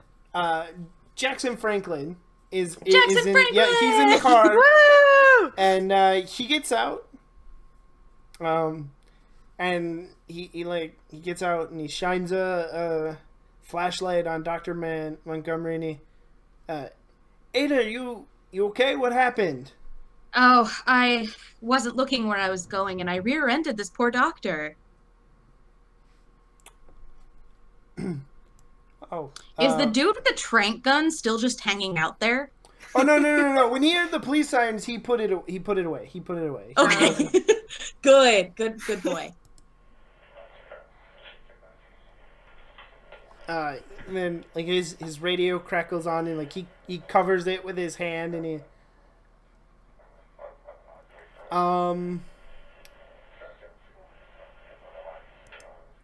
well, that is very unfortunate. And is that you, Dr. Montgomery? And, yes, officer, it is. We were just exchanging our information. Do you say anything, Ada?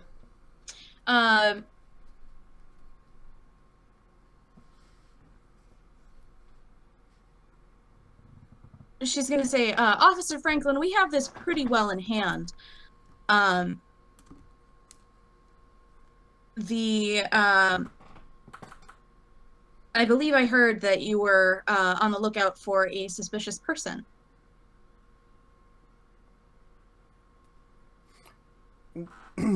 Yeah. The sheriff's actually looking now. There was a report of some dude. Apparently, he lost his pants on a fence, and now he's streaking through yards.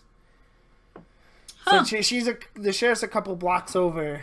And then he hears radio go off again, and this time he stops and he cocks his head and he's listening, and he goes, "All right, well, I'm gonna have to trust you folks.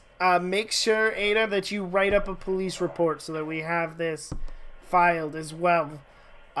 Looks like the sheriff may have found our guy. I'm gonna go help her." And he jumps back in his car and he drives off. Okay. I'm gonna wrap up the this as quickly as possible. Okay. So it's just well, here's my information. Here's your information. I trust that our insurance companies will follow up with each other. And I believe you have more to do this evening, as do I. Yes. Very good. And I hope you find this Victor fella that you're looking for. My brother, a very troubled soul. Ah, yes. But you have my card if he ever needs help. I may just take you up on that. Ah, good. Yeah. Good. Boys, let's get out of here. And he hops in the van, and he tries to start it up, and it doesn't sound right. It takes him a couple of tries. Hitting a stop sign doesn't usually end well. Like the vehicles don't. Them things are sturdier than they look. But it does eventually start off, and he's able to putt off in the direction that he was originally going. What's Ada's plan? Eventually, the car blows up. You see the wreckage on the side. And then my problem is solved. Like, Yeah. Creepy Doctor explodes. The end. Ada's plan is to circle back to where the sheriff is. Okay. Would Ada have like a police scanner? Yes. Okay. So I'm assuming that she gets in and she turns it on. Yes. Okay. And you listening to the police scanner, you'd hear that Victor's looped around back towards the school. Okay. I guess I know where I'm heading. Yeah. What would Charles still be standing in the middle in the main room in the gym where they're holding the dance, or would he be wandering the halls corralling students? Wandering the halls. Okay, perfect. Sounds like Corralling students, by which I mean every now and then I see if a locker's unlocked. Perfect. As you're actually checking one of those locks, and you hear like the shattering of glass, not like it falling on the floor, because it's like the school glass. It's got like the mesh, and it's safety glass, so it doesn't just shatter, but you hear like the crunching, breaking sound. And if you look over, somebody's opening the door from the outside, like it's like one of the doors that locks on the, like you can only open it from the inside, but he's like punched a hole through the glass and is opening the door. All right, I'm gonna hide against one of the door in a frames. locker. No, I'm not going in a locker. All right, roll sneaky to see how well you hide. 5. Like a boss. Yeah, you're hidden. Like it's my job. Yeah, nobody would know you're there. What's your plan? I pull out my dagger and I want to take a peek at him. Okay. You pull out your dagger, you look around the corner.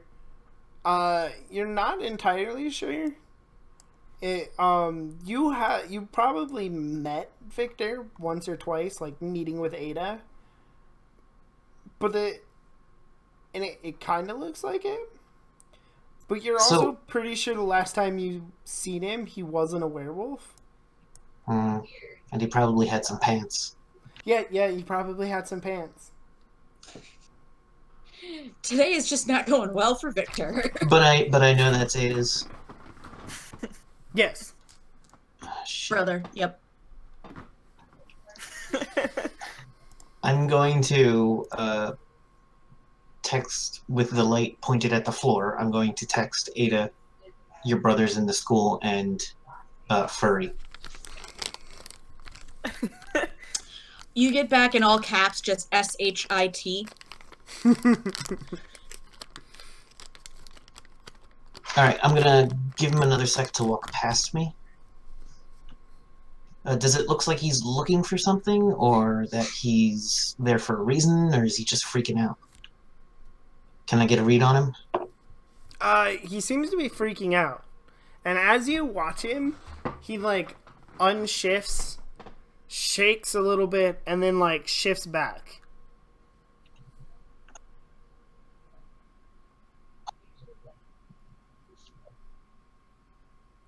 I don't know. See, part of me just wants to let this happen, but You just want to let him run through the school? I'm gonna try to next time he starts. Like, if he's walking, no, he's already past me. I'm gonna try to like pop out in the hall and be like, "Hey, buddy, can we talk?" He turns around, and he looks at you. And when he looks at you, he's completely normal again. But he's like shaking. Despite it being cool and stuff, he looks like he's sweating quite a bit. And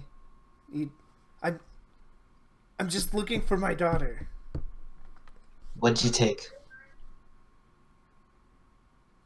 I don't follow. I'm just looking for my daughter.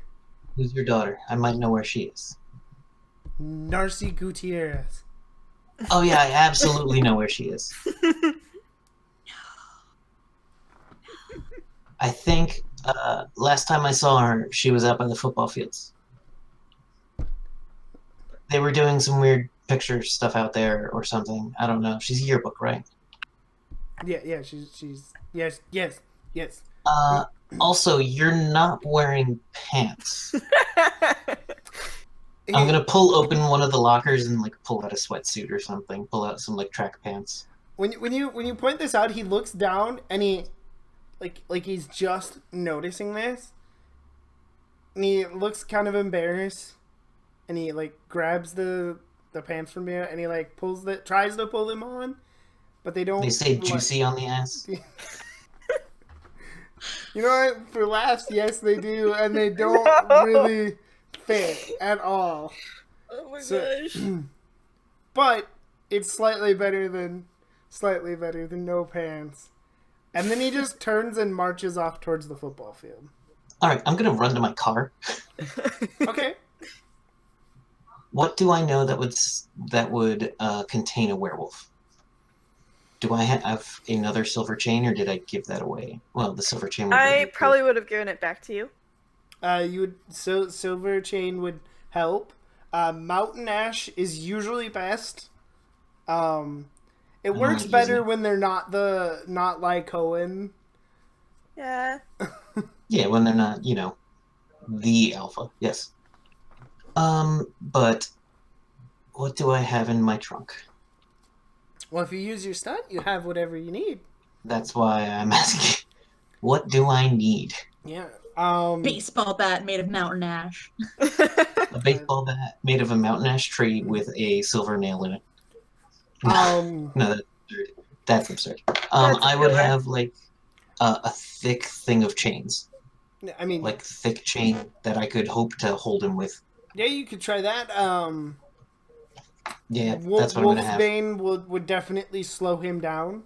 Yeah, but it would also mess me up too. That is true. All of this stuff also kind of works on me. Not as well, but still does. Doesn't it have another name of Foxglove? I think so, yeah. Yeah, I think so. It's got like several names among Several different names. Fox with shifters, yeah. So I'm basically going to be like, I sent him to text Ada, I sent him to the football fields. Probably can't subdue on my own. Send help. And then I'm gonna text everybody except Narcy and Kyo because I want to let them be high school students. Okay. I'm gonna text Venora, be like, Victor is furry coming after Narcy at football field. Please help. Please help her. Do you want me to roll to see if I have my phone? Yeah, I know Donna's a werewolf too, right? We're coyote. Yeah, we're coyote. Oh, yeah, you would know that. Yeah, I also text her then. Okay. Roll a d20 to see if Venora has her phone. Oh, a d20. Yeah, well, a nice little luck roll. Yes, you do have your phone, and it. Do you just leave it? Is it on ring? Is it on? Like, would it just vibrate? How angry am I? You know what? Let's find out. Roll your careful and see if you calm down at all. All right. 3. You're actually look at it. starting. You're actually starting to feel slightly calmer. Not perfect, but you're calming down a little bit. I'm gonna look at it with annoyance. Okay. Yeah, so you get the text, and Donna gets the text as well. You know, they need our help. Victor's might attack students, whatever. Donna goes, Venora, they need our help. I'm going. Are you coming with? No. It's not my problem. And I taught you well enough. You can handle this. Bye. You say that, and now she's gonna snap at you a little bit, but then she's not attacking you, but she's actually, for the first time, she's been trying to be nice and stuff, but she's gonna get a little angry. She's like, It's a nip. you act all high and mighty. You were a job. You were gonna protect me, and now you're just gonna back down.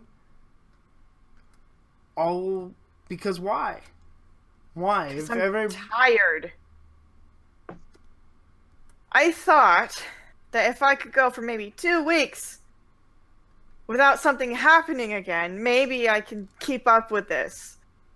But the hellhole hasn't been gone a week, and we have another problem? If this keeps up and I keep being there to do stuff, all of this is going to end up on my shoulders, and I'm going to have to take care of everything. Eventually, I'm going to have to stop caring, and that is right now.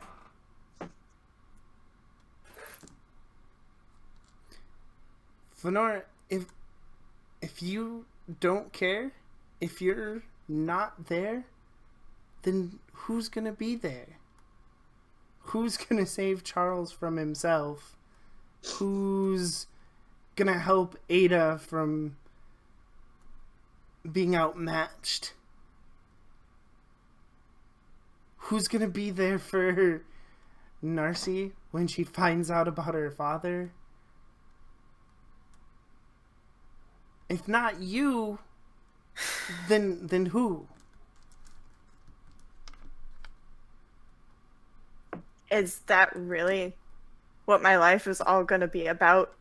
I was born just to fix other people's problems, and that's it? Really? She actually chuckles a little bit. She's like, you're not the only one. Then go do your job! Was literally born to protect an object I had no idea about. We all have our place, the things we're destined to do, and Venora, I honestly think that this is what you're meant to do. You're way better at it than you give yourself credit for. Yay. So, no, I'm not gonna go there. I don't have a destiny. I don't have a fate. I don't have some big bad that I'm supposed to fight. I'm just a normal, stupid teenager who's done about caring about anything. Because when last time I did that, the only things I cared about died. I can't do that again. So I'm not going to care anymore. Please, just go away. Venora, your phone buzzes again. I'm not gonna look at it. Donna's phone I'm also back. buzzes. Seconds later, she looks up at you. Venora, they found Alex. Okay. Somebody attacked him. He was bitten. Okay. Roll your careful to see if you're coming to your senses. No!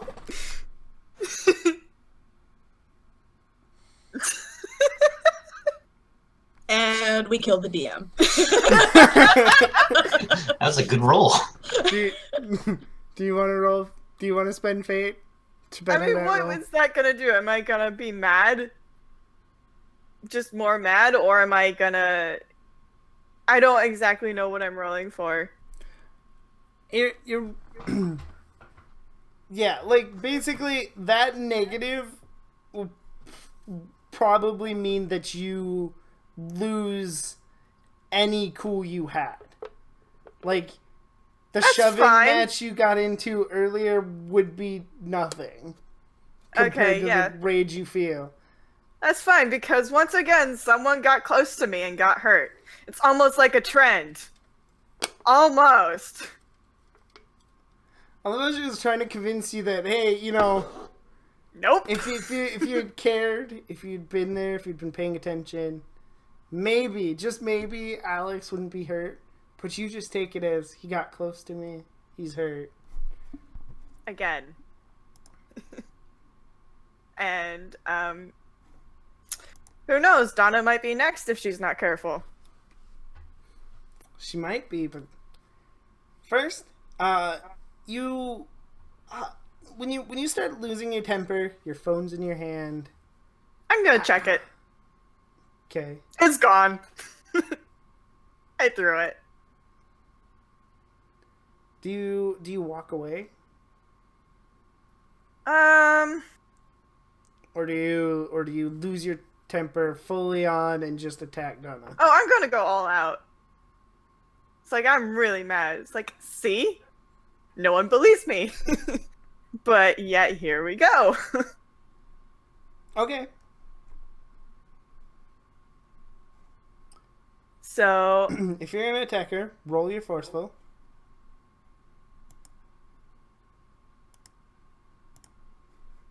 okay.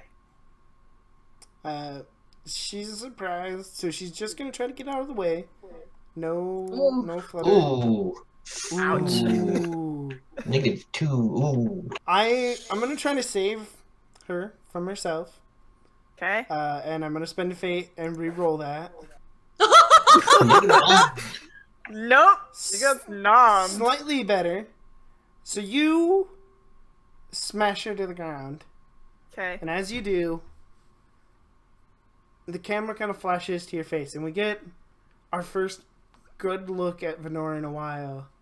You ready for the special snowflake scale? Oh, yay. Great. Uh-oh. Uh-oh. Okay. What's happening? You were there. You were a direct part.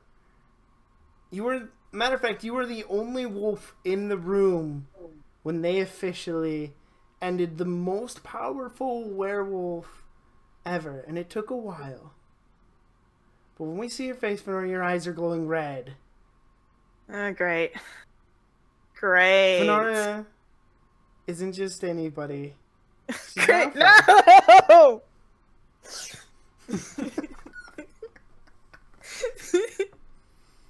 Did I really just reincarnate? Nope. Is- Nope. No? That's Quite. not what happened. You literally. Okay. So when you kill an alpha, like if a beta kills an alpha, the power transforms to them. It took a while Okay. because he was far more powerful, and you didn't directly kill him, but you were No. a large hand in it. And as the only wolf in the room, it eventually transferred to you. Mm-hmm. So do me a Okay. favor. Take your bloodlust and change that to alpha. Okay. So you no longer have bloodlust. Now you're just an alpha. Oh, great. I didn't want this! No! Oh, gosh, darn it. Alright, well, I'm gonna bite her in the shoulder. And tear really hard into her shoulder. Okay. Well, she howls in pain. Hold on, let me. It's not too bad because I mean she's a were coyote herself, so she'll survive. She'll heal. He'll be She'll, fine. she'll heal and such. So, but for now, she marks her 3 stress box, and her eyes glow yellow, and she looks up at you, and she doesn't immediately try to fight back. After all, you being an alpha are far more powerful. If you try to kill her, she'll No. fight back, but she's standing down. Okay. So I'm gonna hold her down tight for a couple, like maybe a minute. Then I'm going to let her go, and am I full shape? Not yet, but Or classic? you're classic right now. But if you want to go full shape, you can. I would rather. And then I'm just gonna head to the forest. Okay. You let out a roar, and you turn into a wolf, and you run off into the forest.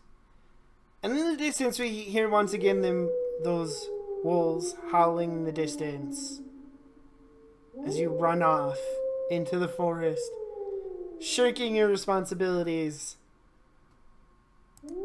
Because that's not my destiny. As both kind of a hero and the protagonist, and Quote unquote. and an alpha, Oh, great. leaving behind your beta in Donna. She was fully ready to be there, to be a friend.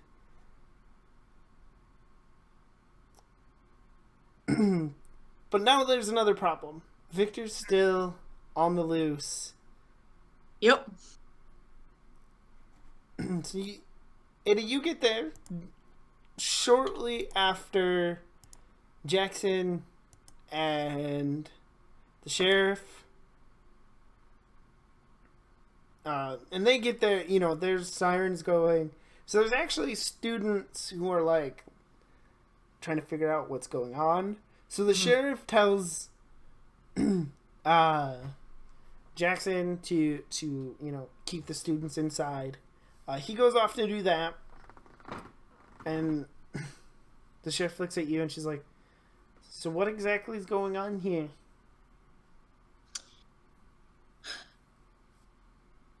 Something turned my brother into a werewolf.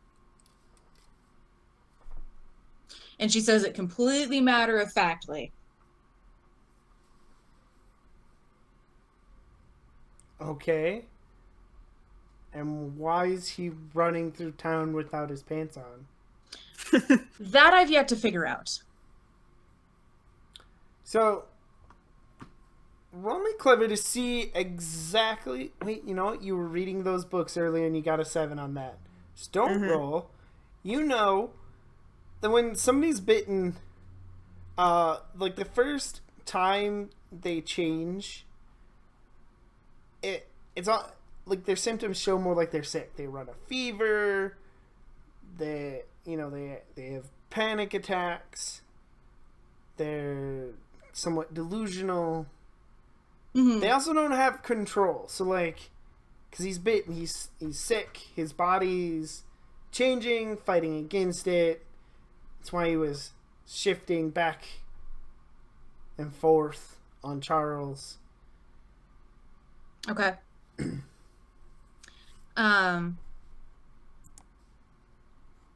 I think he's here to see his daughter, my niece. Okay. We need to keep him away from her. That's probably smart.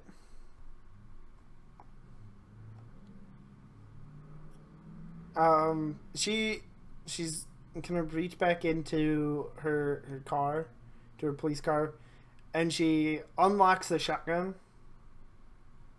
And she checks it, makes sure it's loaded, cocks it, and she goes, well, should we go up there? My primary concern is the safety of Narcy.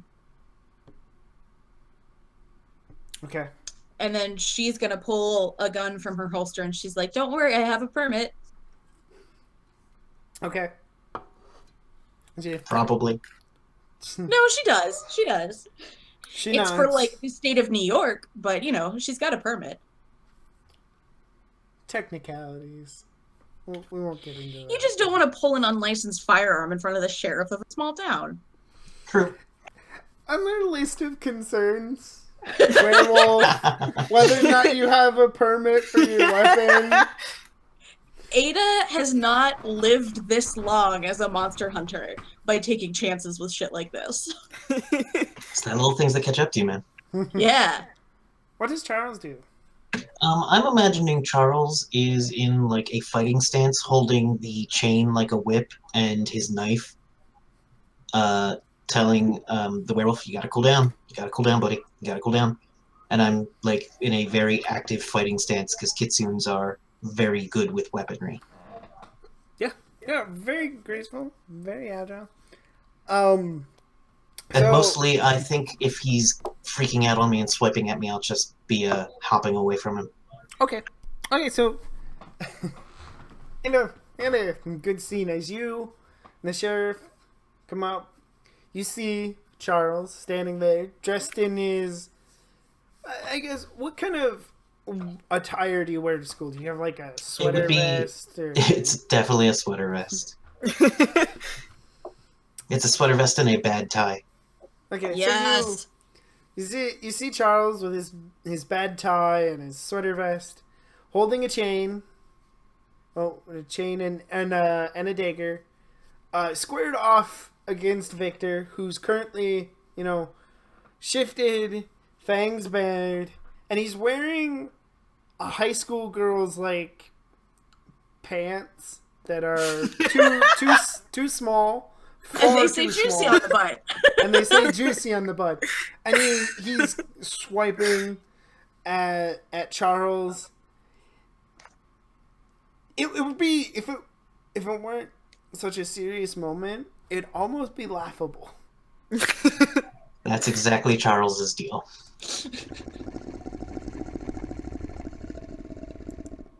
So he's gonna lunge at you, and he's gonna try to tackle you. All right. Can I counter with trying to get the chain around one of his hands and like push it behind his back? So with like a quick move. Yes, definitely. Shit. Well, you could spend fate, and you could tie it, in which case nothing would happen. He wouldn't take you to the ground. You wouldn't do anything with the chain. It'd just be a stalemate. You'd like clash for a second. I'll take the and two. break apart. I'll take it. Okay, so if you're gonna take it, you either have to take a mild consequence at a -2. It's something that I'd be able to compel on you. I'd be like, you've got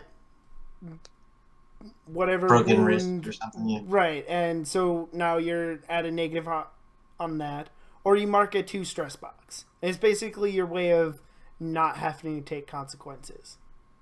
I'll take the 2 stress for now. Okay.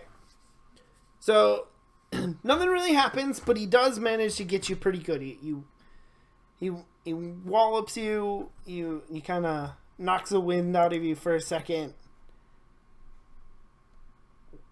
So what's everybody's in the scene? What's your quick? 2. 1. Okay, let me look at the sheriff real quick as well.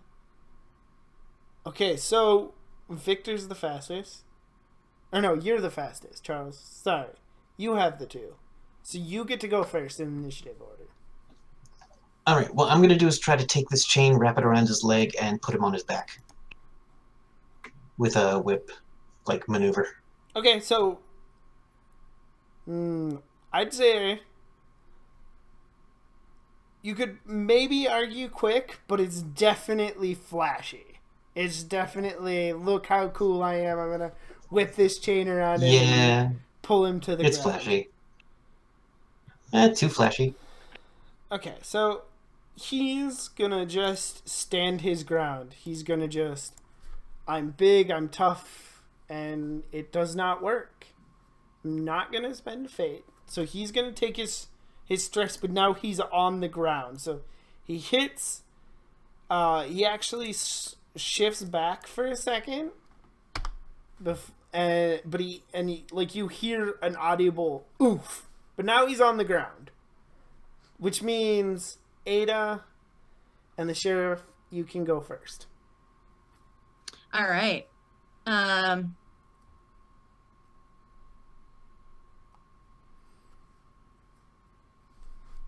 look over at them and go, "Oh, hey, how are you guys doing?" Gonna aim my gun at his leg and ask him, who did this to you?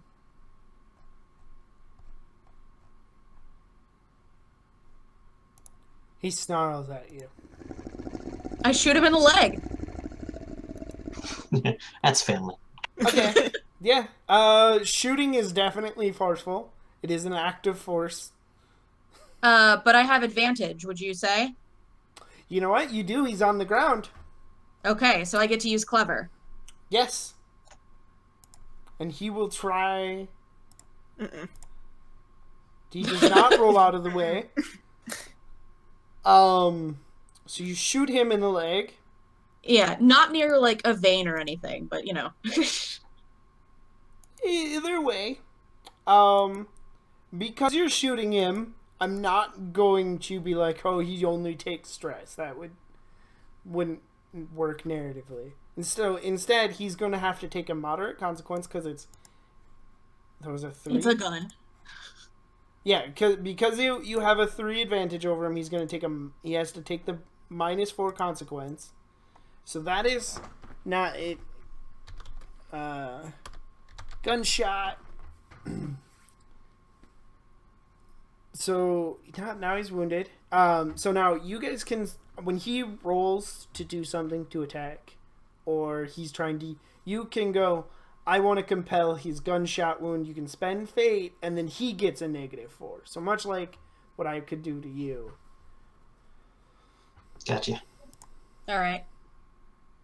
So now the sheriff's gonna go.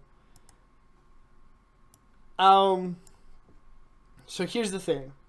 You told the sheriff you were concerned about one thing. And that thing is Narzi's safety. Mm-hmm. You shoot him, but the sheriff's not going to be concerned about shooting him in the leg. The good news is, she doesn't have bullets specifically meant to kill a werewolf. Unfortunately for you, you probably do. Did you use them? No. No? Okay, so you just shot him with a regular bullet. Yes. Okay. Because silver bullets are expensive, yo. They are, yeah. Well, technically, you'd probably shoot him with something laced with wolfsbane. Okay. Yeah. Or mountain still ash. expensive. Yeah. Yeah, because, like, silver only kind of works, and it makes really shitty bullets, because it's very soft. But if you lace a bullet with wolfsbane, it'll poison them. And unlike with something like silver, where it'll just make it harder for them to heal until they get it out, wolfbane actually actively spreads and will, over time, possibly kill them. Like, they gotta... Yeah, like, you no, gotta, definitely burn did not it shoot out him with a and stuff. wolfsbane bullet. Okay, so you're not actively trying to kill him yet. Yet. Okay. Yeah, But the but that's sheriff's still gonna... on the table. The sheriff's gonna shoot him in the chest with a shotgun. Oh, Jesus. Jesus. Ow! What chest? So let's see. Let's see how... What cow? Nope. Victor's not having a good day. Not for some time, it would seem. He's all going to this time. So how? And I know I've explained it a little bit before, but how the consequences work So normally, to take a consequence or stress box, here it's a 3 again. So he'd either take the 3 stress or, like before, he'd take the moderate. But since the moderate's not available, he has to take the 6 because you can't go below it. So you have to take the one above. So like if you were filling out your stress boxes and you had the 1 and 2 filled and you rolled a 1 and you wanted to take stress, you'd have to take the 3. Right. Or the -2 consequence. So he's going to take another, and this is going to be, I'm just going to call it gaping chest wound. Lung full of buckshot. That's pretty accurate. Eventually, it'd probably, because a 6 would technically, especially for PC, it'd hang around a bit.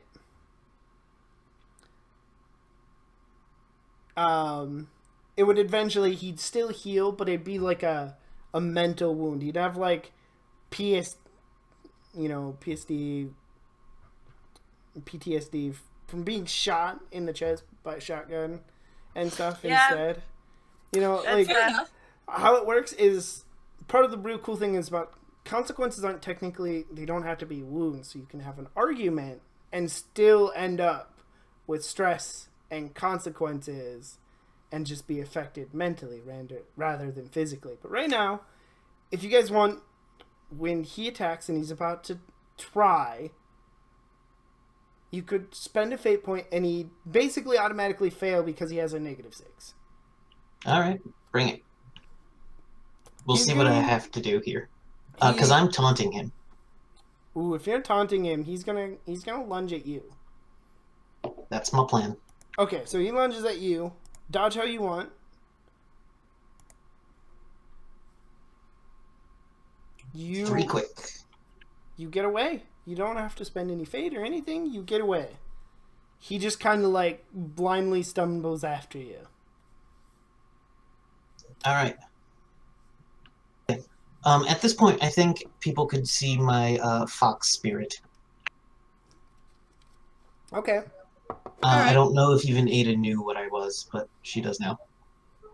So the cool thing, another cool thing, because Kitsunes have quite a few cool things. They have the Onis, but they also have like almost like a lightning thing. Like if you were hit with if you stuck a fork in a plug-in, you'd be able to take it because you have the Kitsune spirit. You'd be able to take it.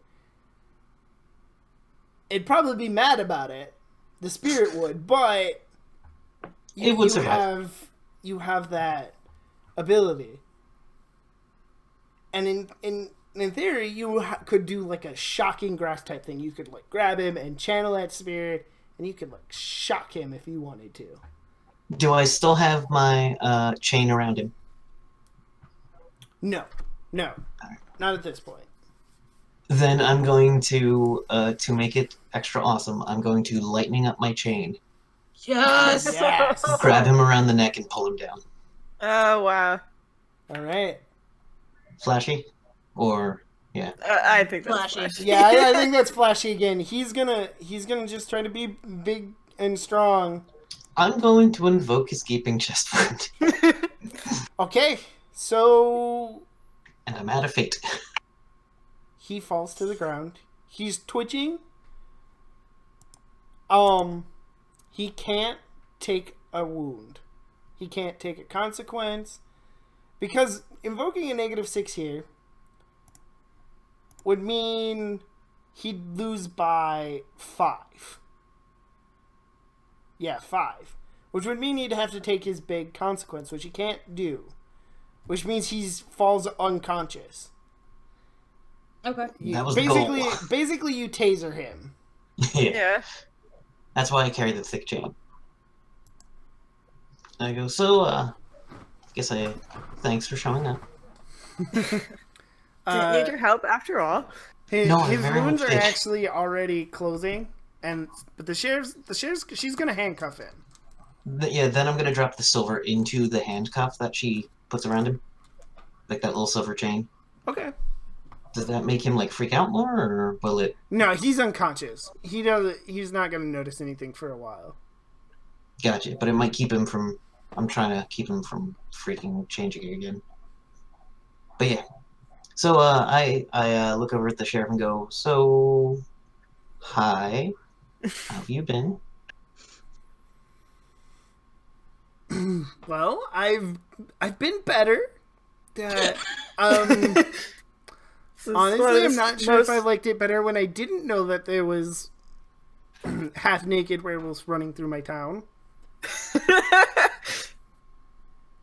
Yeah, they suck. I hate werewolves.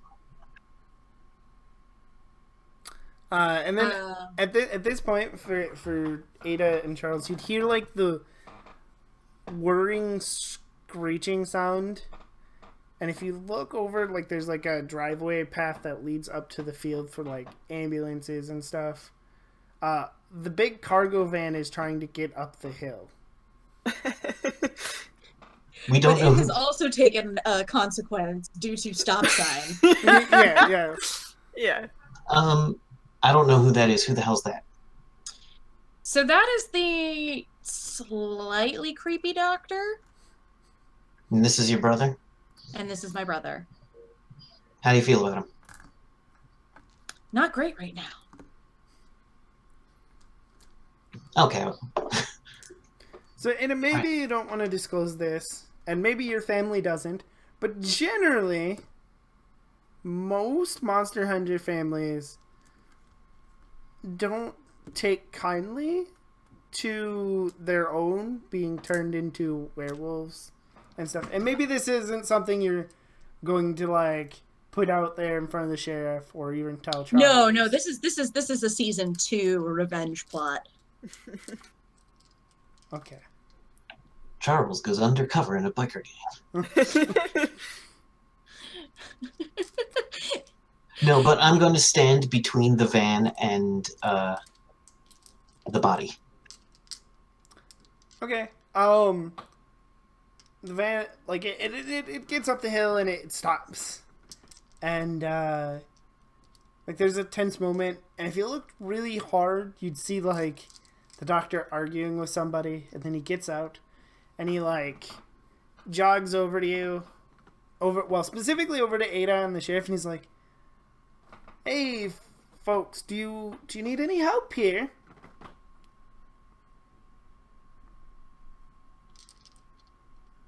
Who are you? Just A minute of just staring and blinking at him. Who like are I you? just shot my brother in the leg, like, and he's got a gaping chest wound. I think we've got this pretty much under control. Okay. And he goes, and he does the thing again, and he pats it on his pockets, and yes, and he pulls out a business card and goes, I'm Dr. Montgomery, good sir, and who are you? No, you're not. And I'm gonna... Can I tell if he's being, if he's not who he says he is? If he's lying. As a con man? As a con man? Lying. Because I know my own. Roll, you know what? Roll careful. To see if you can tell if he's lying. 0! Okay, I take the card. No. I'm out of bait! He is absolutely not lying. There's nothing weird about this guy at all.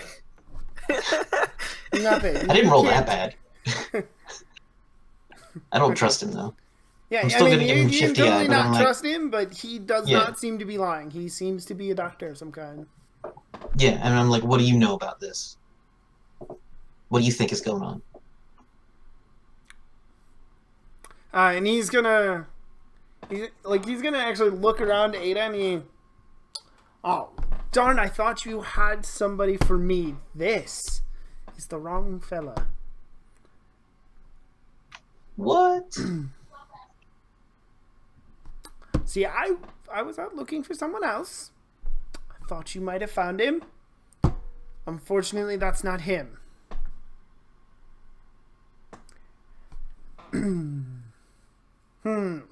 Okay, bye. Yes, if you see a fellow with bright orange hair, you let me know. Like a bozo wig? No, it is technically his hair's red, but he kind of looks like oh, what's his name? The quarterback for that football team. His hair's really, really bright. Sure. All right, well, we've got a thing here, so Okay, well, you folks have a good night. drive safe and not on school property. Yeah. I like how like this supposed doctor totally ignores the fact that there's a dude on the ground that should be bleeding out. Yeah. He clearly has like burn marks around his body. You know, like he just got hit by lightning. Roll to see what you know.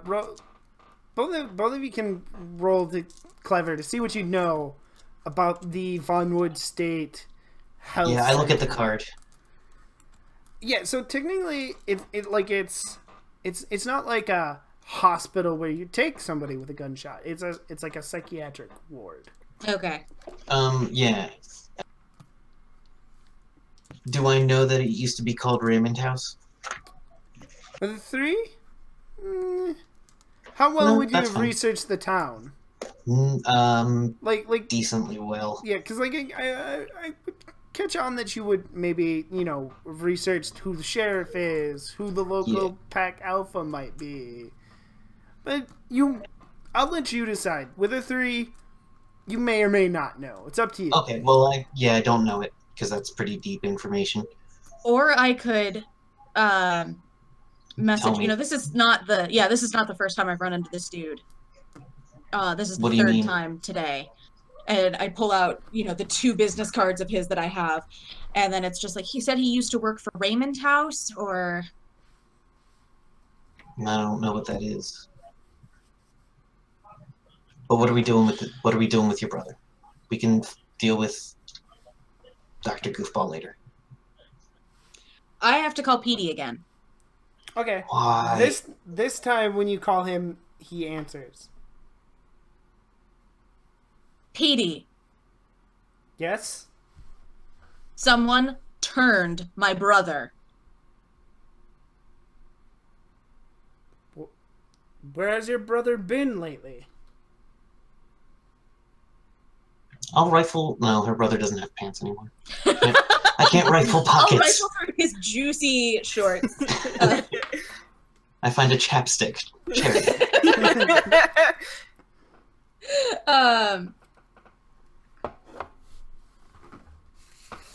We need to talk about containment. It's his first change. There comes a time in every shifter's life. You can bring him to the house. We have a place for young wolves. And then he goes, I know he broke his arm recently. Did anybody check him and make sure he wasn't bitten when he fought with Owen?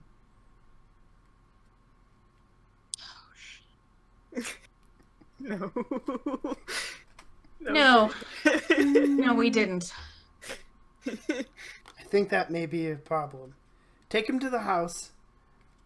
There's people. There's a few people there. They'll be able to help you. And Ada, just be careful. It looks like we may have another alpha somewhere around here. Do you know anything about a man with bright orange hair? God damn it. Are you sure? Did you see him? I didn't see him, but there is a doctor, and by the way that she says it, you can see the air quotes, looking for him. Crap, damn it, this is where he's been here in Vonwood damn it. His name's Rory. If you see him, he's dangerous. Don't approach him on your own.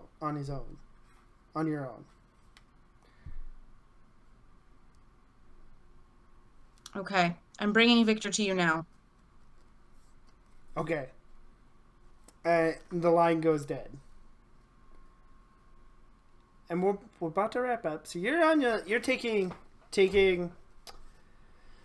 Victor. I do want to check and see, like, because I'm sure that with all the shifting, the cast on his arm has fallen away. Yes. Is there a bite there? Yes. Okay. Great. I'm gonna text out an all clear. Okay. Yep. It's actually more of just a faint scar now, but you can definitely tell. You know what to look for. You can definitely tell it's there. So great. My brother turned into Lake Owen Jr. Fantastic. Hey. So real quick, let's to close out. Venora, what are you doing? I would have wandered around for a little bit, a bit angry.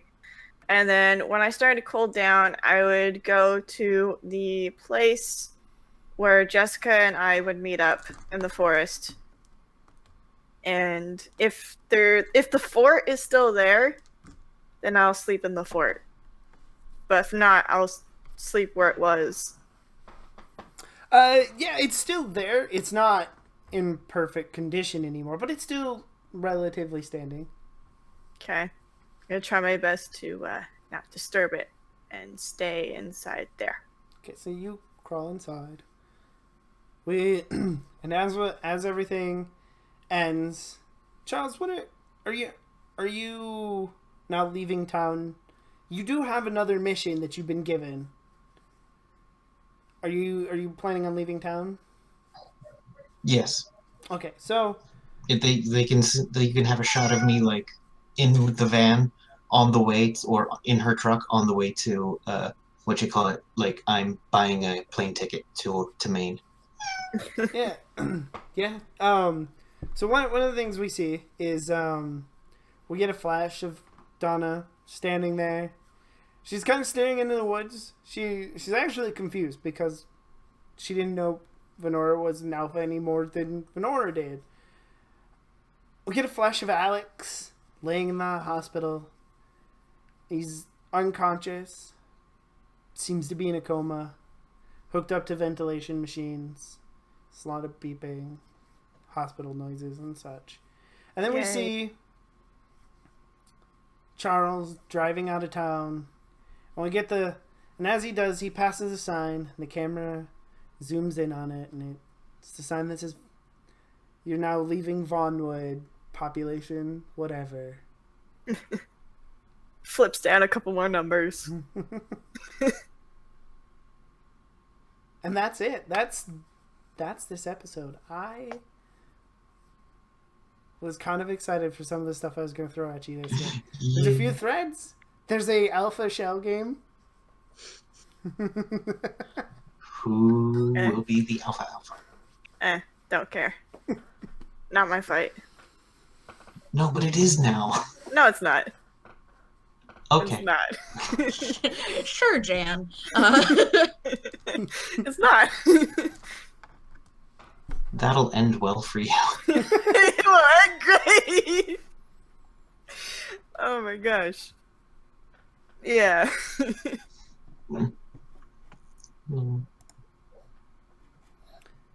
Nice. I'm glad I got to show off in front of the Yeah. sheriff. Yeah, that was nice.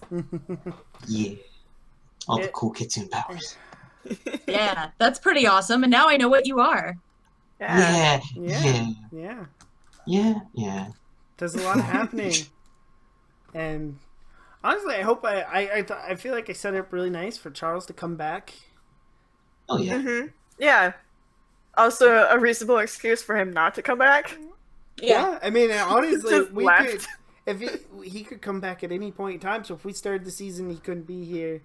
Charles could come back mid-season, and oh look, there's more going on in Vonwood. Mm-hmm. Great. So His name would be Peter Xavier next time.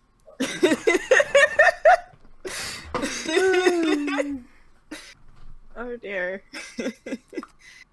All right. does anybody have anything they want to shout out real quick? No, other than Shadowrun tomorrow. I'm excited. where we deal with more emotional stuff, depending on how our GM decides to handle this. Do you also want to mention the fundraiser? Yes. Yeah. Yes, I believe sign-ups close in a couple of days, and we'll be doing... So the date will be decided on soon, and we'll be doing a fundraiser for Trans Life, either at the end of September or beginning of October. And I don't know all the details anymore. I know the original plan was, a 36-hour event. It may be bigger than that now. Yeah. If you need more information, you can probably always find it in the Discord and ask Throck in particular about the details on that, because he's the one who runs everything here. He's a great guy. We like him. We'll keep it. And then like the signups, I believe, are still open. So if you haven't yet and you want to, you can jump on and do that. I know there's links on Twitter as well, so it's a big deal. Nori, how is things for Misspent Youth going? Good. So we have our player pool, and we're looking at session 0 either this week or next week. Misspent Youth is gonna run on Sundays from 8:30 to, I don't know, probably 11. And yeah, I'm very, very excited. We've got a great group of players, and I'm really looking forward to getting absolutely wrecked as the authority that these people are rebelling against. Most likely. We can only hope. Yeah. Well, it's been fun. Thanks for joining us. Yeah. And if you also want to join us and play games and, whatever, the Discord's open, we're friendly, and we'll talk to you. Yeah. And as always, I'm Nerdy Teddy Bear. I'm happy to be your GM here. I don't think anything is happening next week since this is the last episode here, but I will soon be starting Buffy as soon as the players fill up and we get character creation done, and hopefully soon. And then we'll take this time slot for 5 sessions, and then I'm gonna take a little break from GMing, prepare some games, and we'll come back with a vengeance at some point. In the meantime, in the meantime, I will continue being a player on Shadowrun Thursdays, and now I will be playing every Thursday because I will be joining the Pokemon game as well, which I'm looking forward to. Let's see, I believe a couple weeks from now, I will also be joining one of our wonderful Discord members, Maddie, in his Emerald City Knights, Little Vampire the Masquerade. I haven't gotten to play that before yet, and I always love trying a new system. So that'll be fun. That is all I got for now. You can, of course, find me on Twitter. Sometimes I still manage to find enough energy to play video games on Twitch at Nerdy Teddy Bear, and that is all for us. I'm gonna, I almost forgot again. Somebody. Thanks for joining us. From Space Time, will I find us a raid? Yeah. Thanks for joining us. I can't wait for season 2. It'll be fun. I'm looking forward to Buffy. Yeah. That's also going to be really fun. I have some really good plans for that, so I'm excited. It's a game where I can be a little more rigid in my planning. Where Fate you want to be a little more open. Flexible, yeah. More loose. Who knows what we're gonna throw at you? Yeah, what we're gonna decide to do. Oh man, I really thought you were gonna come fight with us. No, it hasn't been a week. That's true. It hasn't even been a week. Naps are for the unprepared. All right, No I'm rest. gonna send everybody over to Castle Mac. So you guys have a good night. And then I hit the wrong button. Hold on. It's one of those nights. So everybody have a good night, and some of us will be seeing you soon. Mm-hmm. Bye bye.